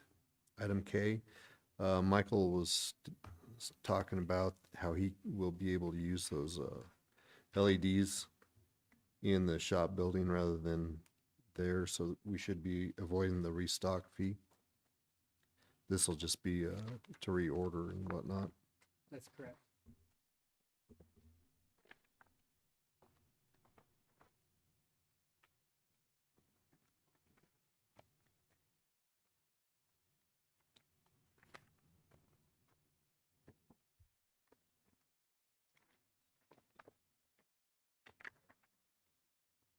So, One go one ahead. question I do have though is item C. I am concerned about that, lifting that ban. I understand some of the reasoning behind it, but I am a little hesitant on that one as well. If anybody else wants to speak to that, I would like to speak to that because Yes, please, Commissioner. I've had conversations with Brian Oliver, with Chief Oliver, and right now the conditions are right and safe to do some burning, limited burning. That doesn't mean won't have to turn around and put it back on, but we've got a lot of guys that want to burn ditches and stuff like that right now. And we've got weather coming back in again tomorrow. And even if it's a short time deal where guys have the opportunity to go through and clean their fields or do other things that they need to do, he didn't have any problem with that. But recognizing the fact that if we continue to have dry weather, we'll have to put it back on. So he didn't have any problem with actually taking it off right now. Just it may be a short-lived event. You know, by the middle of May, we may end up having to put it back on again. But at least that gives the people out in the county the opportunity to go through and actually take care of their ditches and some of the other stuff that they need to do before the irrigation season starts. Thank you, Commissioner North. Appreciate that. Heather, what was the origins of this resolution on the burning? Did we get did Brian send in a memo or an email or something, or? I believe this came from Mike Hagler as the fire warden. And he was here earlier, but I think he stepped out. But Okay. that's where the resolution came from. Yeah, Mr. Chairman. I think, and I don't think I saw that. If I did, I forgot, or I know I didn't look at it. I don't know if it came in my emails, but we probably want some sort of accompanying email or document from wherever it's coming from.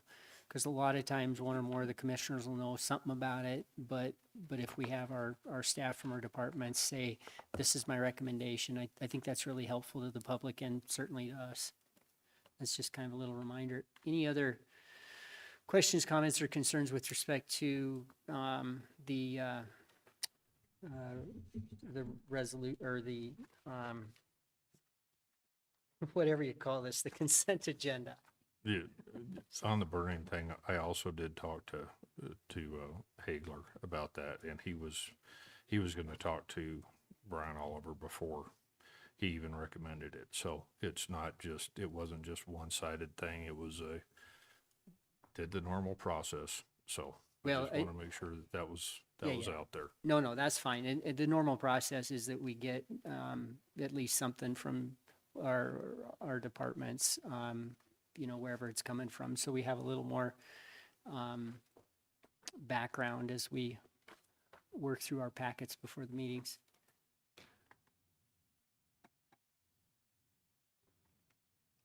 All right. I don't hear other questions, comments, or concerns on the consent agenda items. Okay. I know I'm scheduled for our next meeting to discuss the proposed land swap with the city. I do have some imaging though for you if you want that ahead of time. I can pass that out today. And then a short memo with the information I have so far. I'm still waiting for some feedback from planning, but I at least have some preliminary information I can give to you to look at ahead of that discussion at our next meeting. Sure, but did you want us to look at it now or? I just have it ready. I just figured I'd pass it out to you if that's okay, Yep. unless you don't want it quite this soon. Well, I think that's fine. We'll try not to ask. I mean, I'm sure we're going to have questions on that. We'll try not to burn 2 hours on it right now.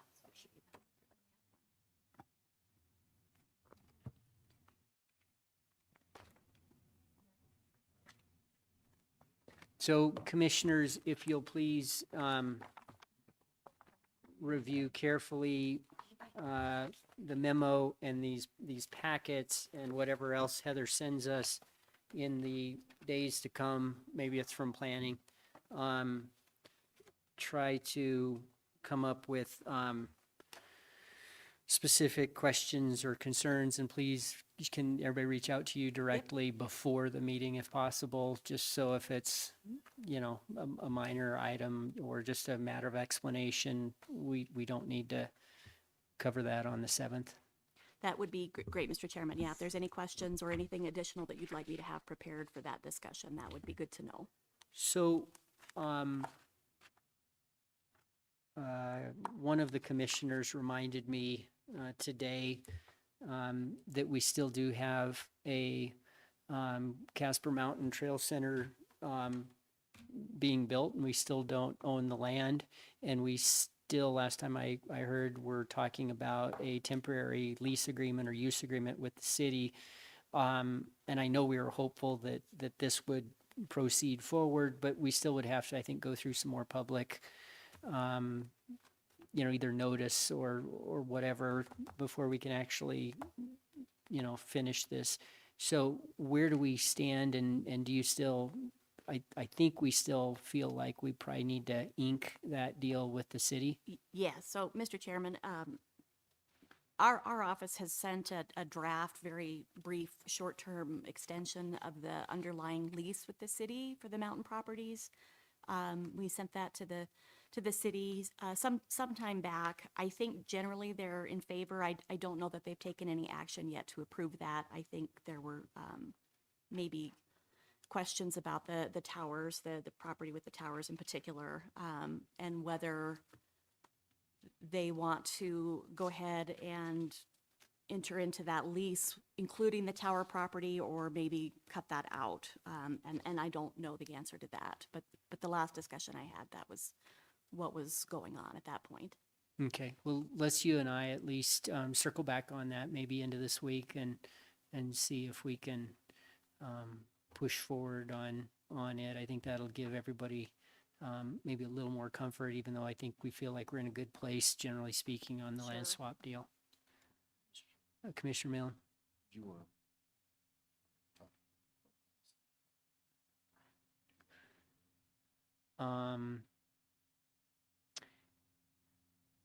I think there was a issue involving one of these parcels where there might be either an encroachment or an existing thing, and I don't know. I can definitely see how this might be an executive session matter under either property acquisition, sales, or potential litigation. What's your preference on that? Do you want to open up that at this point, or you want to talk about it in exec? So I think I know the parcel that you mentioned. I do have it noted in the memo there. Okay. Why don't you give us an overview then, to the extent you're comfortable? So if I'm thinking of the right one, Commissioner Milne, is it the, pardon? Clubhouse? Okay, yep. So that is, I think it's exhibit, well, let me look at my.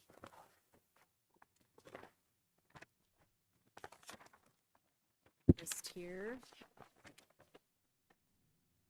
So that'll be exhibit D. And it's the North Burlington property, block 9, lots 11 and 10.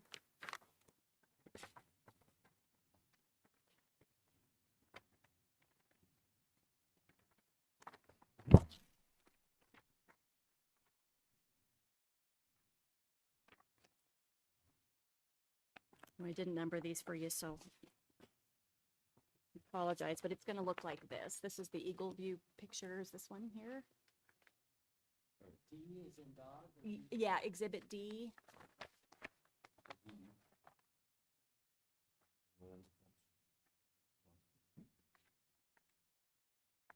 It's midway through the packet. Yeah.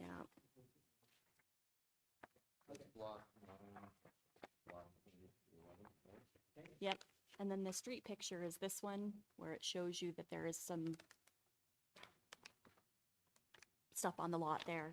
So lot 10 is the Iris Clubhouse. That is owned by the county. And then lots 11 and 12, I believe, are the ones that show like the garden beds and the greenhouse. So we do have property on those lots. I'm sure that's affiliated with the clubhouse. I don't know if the city was aware of this property and what's on it when they included this in the list of proposed properties. Has there been any, no one's probably had a chance to do any title work on that one to see how we wound up with it, or if it was a tax sale, or? I'm not certain about that. No, I have not. I do know that that we've had some county officials involved with the Iris Clubhouse in the past. So it could be that there was an agreement for the county to own the property, perhaps lease it or allow the clubhouse to use it. But, you know, we're going to do some checking and see what we can find out. And you reach out to your counterpart at the city and see, he may even have some recollection or knowledge of it. He probably does. That before him, but, and then, you know, necessarily I can talk to the city manager, but why don't you do a little more work on it? But thanks for bringing it up to my attention. Sure. So I have a question. Yes, Commissioner Blair. It's kind of a general question. What's the main benefit to the county to make this swap? So the main benefit would be to get ownership of the mountain properties that we manage, that we have the proposed trails, the lodge that we're building. Yes. Our That would maintenance be a shop. good benefit. Is that it? Yes. Yep. Currently, we manage them. I think we'd like to own them outright, rather than leasing that property from the city. I would add to that, when you ask the question, is that the only benefit? I think there is also, in my mind, whether it's liability risks, whether it's squatters, greenhouses, whatever it is, you know, if we have parcels of property that we don't have use for now, and we're not going to have use for in the future, then it could be just also a cleaning up of things that we somehow inherited. So I see that side of it too, even though, as I've always said, we have to be careful about giving it up, because once you've given it up, we don't have it. But Did anybody ever get any kind of an evaluation on it? What it might be worth or not worth? in terms of a dollar valuation, not to my knowledge, I think that most of these parcels are fairly irregular in shape and size. And then if you look at the valuation of the county property, that becomes I'm sorry, the city property on which the county operates, that becomes kind of complicated too, so. Commissioner North? Are we, on Exhibit B, are we giving that to the city, or is that, or I thought we were going to, Mills owns that property on the north side of that, So, on the west side of Wyoming Boulevard, and I know that was something that they had requested, Mills had requested specifically to split that down the middle of the river. That's the request, as I understand it. So it's currently county-owned. This was the subject of that de-annexation petition some time ago. Okay, yeah, I just want to make, since that's the first one we're looking at, it was like, and that was a discussion. I just wanted to make sure that was where we were going with the Right, north half of that we were splitting it down the river. yep, So- the city is actually ready to proceed forward with a subdivision of that parcel so that it can be split down the center line of the river.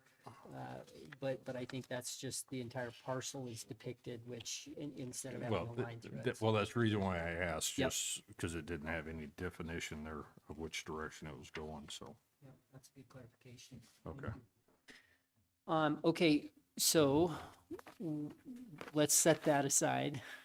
And what other matters, legal updates? I don't think I have anything else unless you have any questions of me. I do not. There's no land swap with the town of Mills, is there? No, that issue remains pending. Okay. I guess I could do commissioner comments, or round table, but I'm gonna wait till commissioner comments, later. Unless you guys have questions, for me on different things, board meetings and things like that. Anything for me on the couple things I've got going on?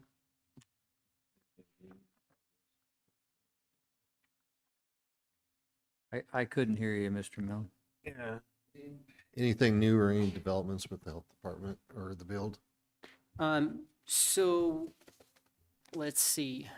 We are the executive building committee at the health department members, our owner's rep, our architect, that group that's been meeting for a couple years, or anyway, it seems like that. We are waiting some final numbers from the cost estimate people. Those should be in somewhere around the 26th of April.